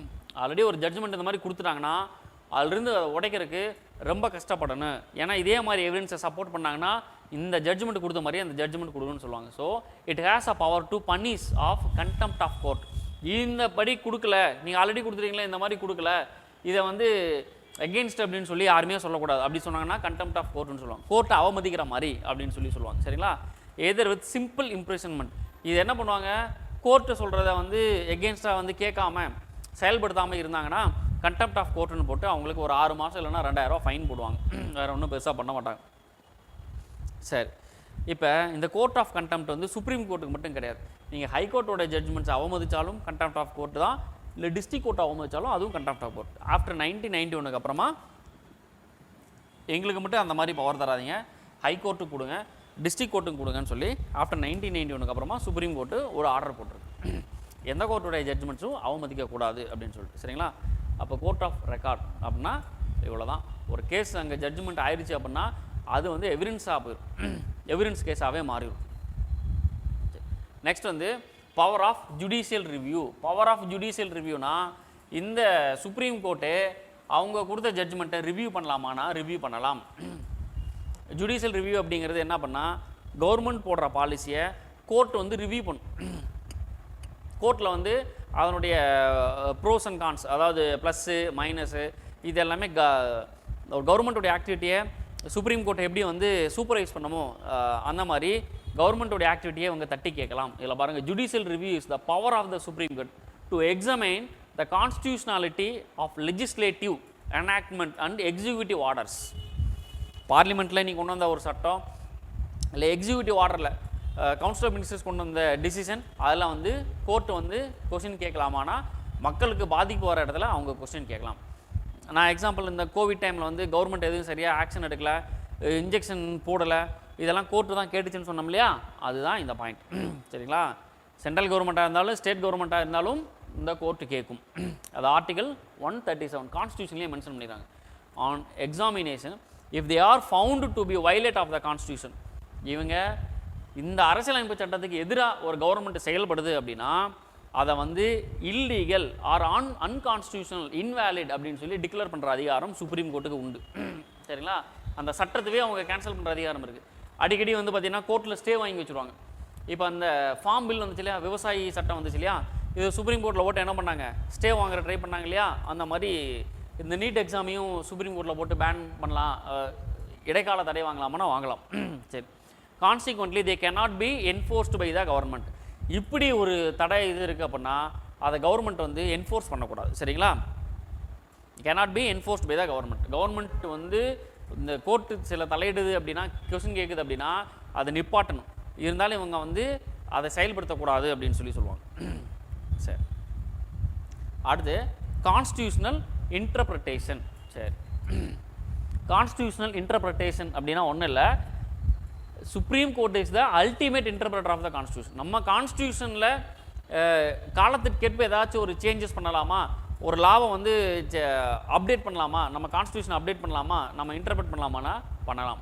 ஏன்னா basic structure of the constitution எந்த இடத்துலையுமே மென்ஷன் பண்ணலை. நம்ம இந்தியன் கான்ஸ்டியூஷனில் புதுசாக அரசியலமைப்பு சட்டம் உருவாக்கும் போது இதெல்லாம் வந்து முக்கியமானது, இதெல்லாம் பேசிக்ஸ் அப்படின்னு சொல்லி எந்த இடத்துலையும் கான்ஸ்டியூஷனில் மென்ஷன் பண்ணலை. பட் ஆனால் கோர்ட்டில் நடந்த சில கேசஸ் மூலிமா இதெல்லாம் நம்ம பேசிக் அப்படின்னு சொல்லி சொல்லலாம், இதெல்லாம் நம்ம இந்திய அரசியலமைப்புடைய அடிப்படை அப்படின்னு சொல்லி சொல்லலாம் அப்படின்னு சொல்லி இந்த ஜட்ஜ்மெண்ட்ஸ் மூலிமா, கோர்ட்டுடைய ஜட்ஜ்மெண்ட்ஸ் மூலிமா சிலதை நம்ம அப்படி எடுத்துக்கிறோம்.